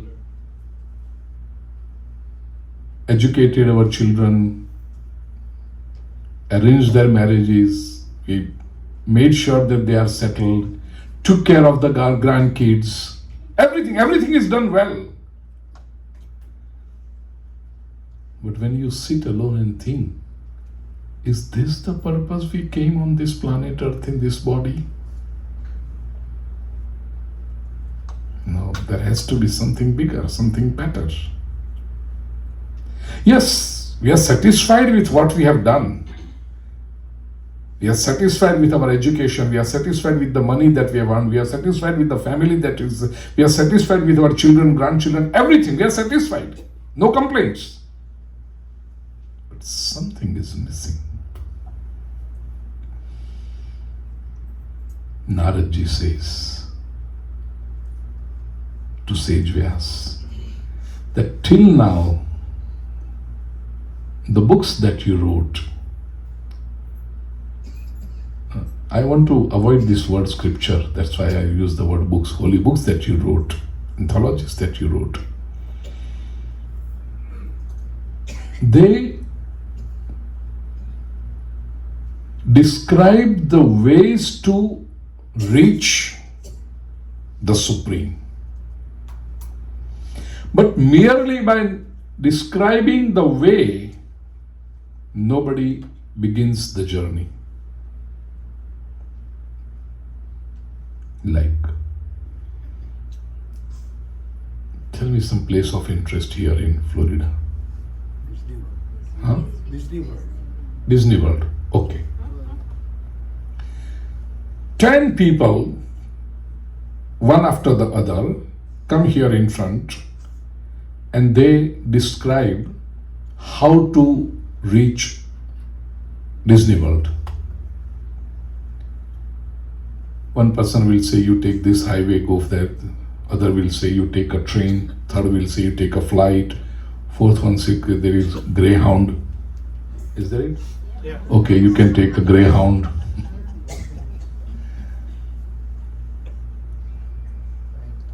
Someone might suggest you can go walking also. Maybe you will reach after 2 months. And all of them are right. Showing someone will take this highway, others say it's better you take that highway, you will reach faster. Somebody will say if you take this road there will be less amount of tolls. They'll say that toll will be higher but you will reach faster. Different opinions. And all the 10 people describing the ways are correct. Will you start walking? Will you start traveling? You will say, yeah, I am listening, but why? You may be describing the way to Disney World. Why should I go? And there is one person who shows you the importance of Disney World, importance of visiting Disney World. Oh, such a wonderful place. Oh, I had a great time when last weekend I visited it. It was so much fun, there was so much ride and there was so trouble-making things. What is it called? Roller coaster, making your life miserable after paying money.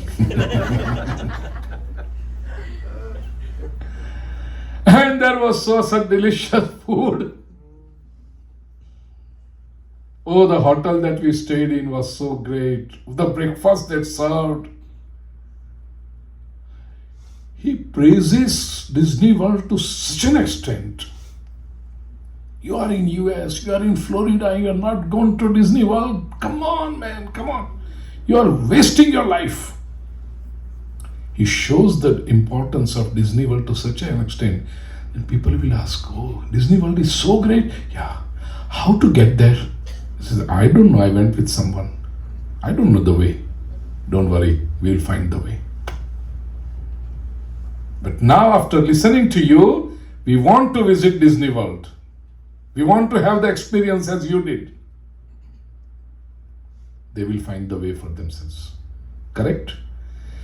Just by listening to the way to get to Disney World. People don't start the journey, but once they understand the importance of Disney World, they will find the way themselves. Similarly, Devarshi Narad says to Vyasji, the books that you have written till now are paths, different paths reaching to the Supreme. But just by reading those paths, it just remains an intellectual discussion. We have heard people, oh, you want to go to Disney World? Why don't you take this highway? No, it is this highway. Even while driving for 10 minutes, people have different opinions.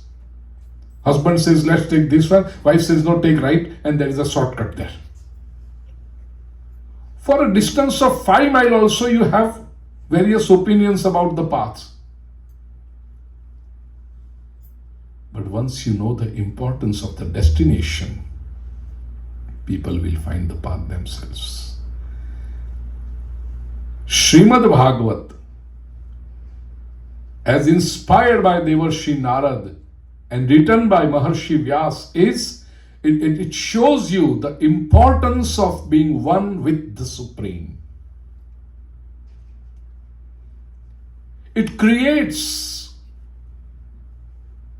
urgency, it creates eagerness to experience the Supreme. And that is the purpose of Srimad Bhagavat. Ways are many. And it's not really important which path you take. It's not really important which road you take. Importance is you go and enjoy the Disney World. Once you reach there, who cares which path you came from? Once you experience the Supreme, who cares which path you came from? The destination is important. And the beauty of Srimad Bhagavat is, dear devotees, it creates an eagerness in our heart to be one with the Supreme, to have this ascetic experience.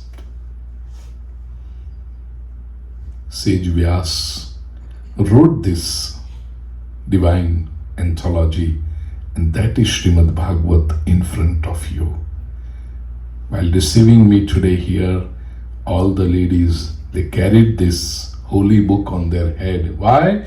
Because this is the light that guides us on the path of spirituality. This is the light which makes us one with Shri Krishna. And that is why we pay respect to this Granth.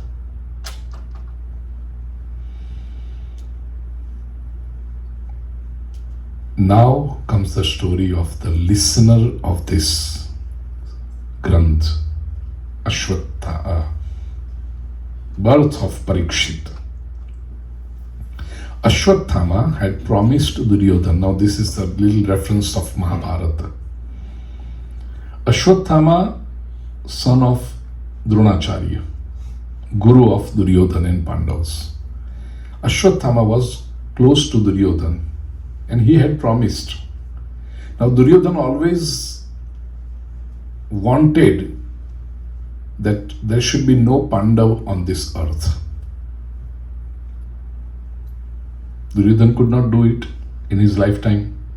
Ashwatthama said to Duryodhana, you are my friend and I promise you, I will fulfill your dream. And in order to do that, Ashwatthama entered the Pandav camp after the war was over. In the night time, he disguised himself.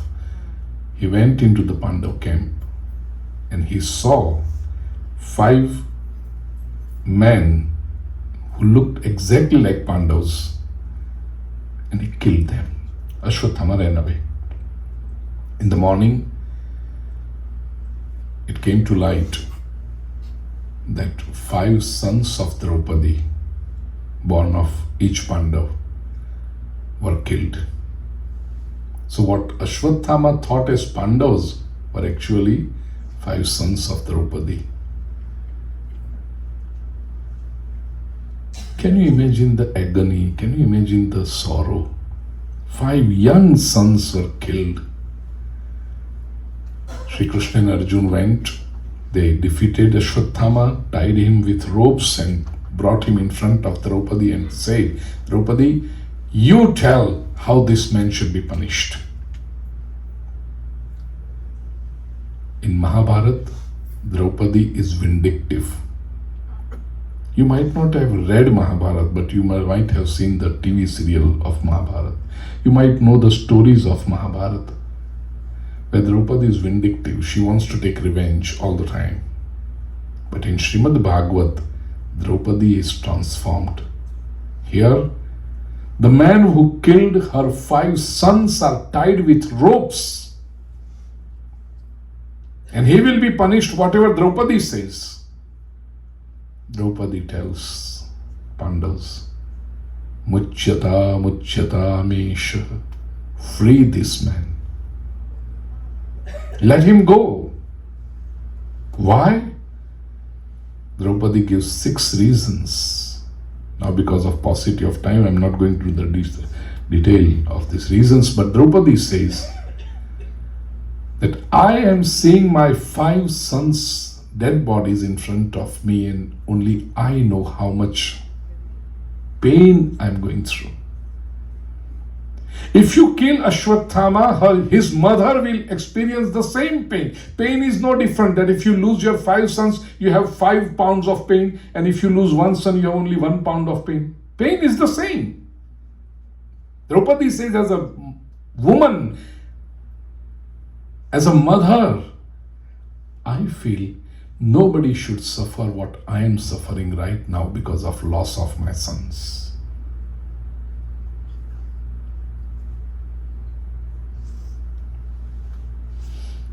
And here there was a question. Bhim says this person cannot be let free because he is a political prisoner, he is a war prisoner. He is a proven enemy. You can't let him go. Draupadi says, let him go. Now what to do? In a family, 2 important members giving 180 degrees opposite opinion. And you can do only one thing. Either you can make him go or you can kill him. What to do? Draupadi had her own reasons, Bhim has his own reasons, and both are right in their own way. These are the situations where we need Shri Krishna. These are the situations where we need spiritual guidance. If it is a selection between the right and the wrong, we are blessed enough. We are intelligent enough to select the right and discard the wrong. But when there is a choice between 2 right things, what to do? This is where we need Bhagavad Gita. This is where we need guidance. Shri Krishna takes out precious jewel from Ashwatthama's forehead, and he says that this wound will never heal. You will keep wandering. Nobody will come to you because pus and blood will keep flowing out of this wound. People will stay away from you. You will be so bored of your loneliness that you would rather think that you want to die, but even death will not come to you. You will keep living for eternity. Worldly courts, what is the biggest punishment they inflict for a heinous crime? Death penalty, capital punishment. The Supreme punishes with life. That even death will not visit you. Your life is your punishment. Your loneliness is your punishment. Remember, Ashwatthama, who is the son of a scholarly guru called Dronacharya, Ashwatthama, who is the friend of Duryodhana, was all powerful in Hastinapur kingdom. So he was such a respected person. Now he is put in such a situation that nobody even looks at him.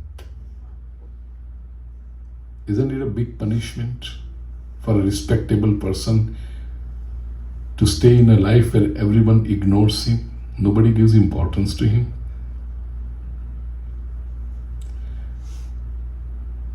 Draupadi's compassion made Ashwatthama free, but Ashwatthama did not leave his nature, his crooked nature. He thought, okay, thinking of Pandavas, I killed their 5 sons. They went. Now Pandavas are already aged. They will die their natural death. And all other sons of Pandavas are killed in the Mahabharata war. So there is one possibility of Pandav clan to continue, and that is Abhimanyu's wife Uttara is pregnant. If she delivers a baby boy, then Pandav clan will continue. Ashwatthama thought that if I kill her womb, the Pandav clan will get over. Ashwatthama inflicted Brahmastra on Uttara's womb. Under pain, Uttara went at Sri Krishna's lotus feet and she chanted a mantra. Dear friend, this mantra is very powerful. Just now we discussed that devotion should be unconditional. It should be without expectation. Great, it's a wonderful goal. But sometimes we say to the Supreme, Hey Prabhu, we will strive to make our devotion unconditional. But the reality is that there are so many problems in life. And while the problem is going on, it's so difficult for us to live. Who will be our support? We can't go to the world needing the support because they will exploit us. They will probably laugh at us. They will gossip us. Hey, there is a problem in this person's life.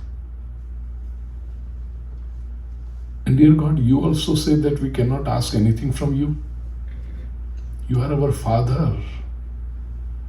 If a child is in pain, if the child is suffering, can't the child share his agony with the Father?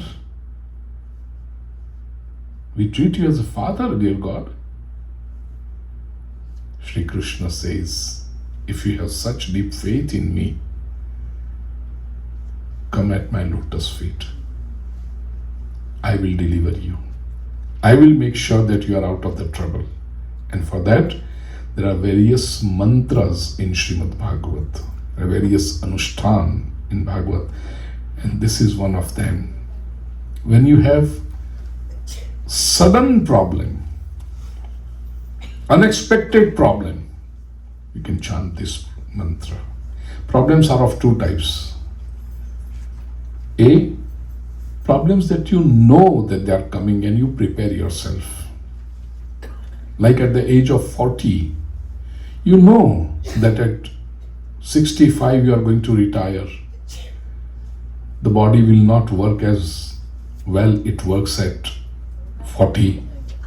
But there will be expenses, there will be problems. So you plan, you invest. There is 401 for you. 401? You plan accordingly. But there are certain problems which appear suddenly. You have not even thought of that even in your remotest of dreams. What would you do that time? You will have to put in your efforts, mind well. But to have Sri Krishna's grace along with your efforts, chant this mantra.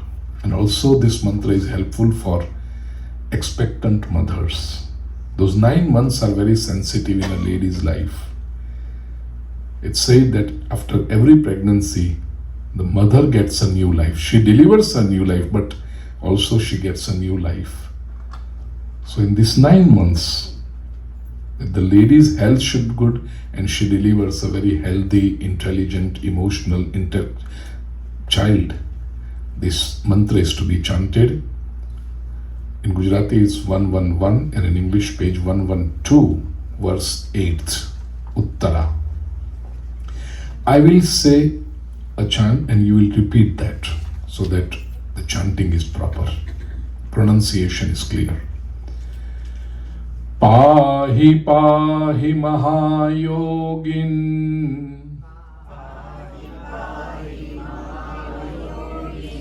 Deva Deva Jagatpate,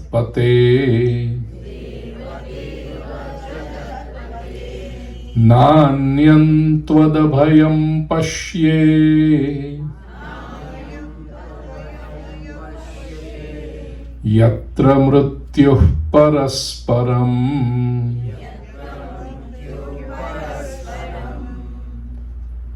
Keep the book in hand and you will be able to understand the meaning. Pahi Pahi, Uttara says. In Sanskrit, the word Pahi means protect me, help. Uttara repeats this word, Pahi Pahi, protect me. When you repeat the word, it shows urgency and importance. If you take somebody's name once, it's fine. But when you repeat the name, like Ruchi, okay. But Ruchi, Ruchi, did it make a difference? When you repeat the name, then even Ruchi will understand there is something urgent. I need to leave everything and rush to Guruji for the immediately, right? So here Uttara says Pahi Pahi, shows urgency. Mahayogin, she addresses Shri Krishna as Mahayogi. Why? Because this is such a task which requires yogic energy. And Shri Krishna is Mahayogi. Deva Deva, Deva of Devs. Ashwatthama has inflicted Brahmastra. Brahmastra meaning weapon given by Brahmaji. And Ashwatthama is misusing it. Now to check it, to stop it, you need a higher energy, you need a higher authority, which is Deva Deva, God of the gods. Jagatpate. Jagatpati. Pati literally means husband. Jagatpati. Swami of the entire universe. Now Pati is general just husband. Because if you understand, if you take this meaning Pati as husband, then people will feel Krishna married 16,000 women, he became husband of 16,000 women, then how many feras he must have taken? In Sanskrit, Pati meaning Pati iti Pati, one who protects, in whose company you feel secured, you feel honored, you feel safe, is called Pati. Shri Krishna is Jagat Pati. Uttara says that, dear Krishna, you are protecting the entire universe. Won't you protect the child in my womb? Jagat Pati. Nanyam tvadabhayam pashye, tvat anyam abhayam na pashye. I cannot see anyone who makes me fear free except for you. Yatra mrityu parasparam. In this world, everyone is out to exploit each other. Krishna, you are always to support each other. And it is history, dear friends, that on Uttara's call, Shri Krishna came, protected the child in her womb. Kuntaji performs stuti, and the child who was born is Parikshita. Parikshita iti Parikshita. Who looks around, who examines around is Parikshita. Why? Because when this child was born, he started looking around. Then people asked, what is he finding? What is he searching for? Someone said, he's looking around. Who was who protected me while I was in my mother's womb. We also become Parikshit because Parikshit is a qualified listener. Now I'm coming concluding thing with which the thought with which we began today's talk. Adhikar Leela, qualified speaker, qualified listener. Parikshit is a qualified listener. Why? Because his quest is to find who protected me while I was in my mother's womb. We also become qualified listeners of Srimad Bhagavat if we have this quest, who protects me every moment. Not only when we were in the mother's womb, but every moment when we are living. Who protects me? If we have this question, if we have this urge to find the Supreme, we become qualified listeners. Let us nurture this lust, this urge for next 21 hours, and we meet again tomorrow at 6 to continue this journey in Srimad Bhagavat. Krishnaya Vasudevaya Haraye Paramatmane Pranatakleshanashaya Govindaya Namo Namaha. Om Shanti Shanti Shanti.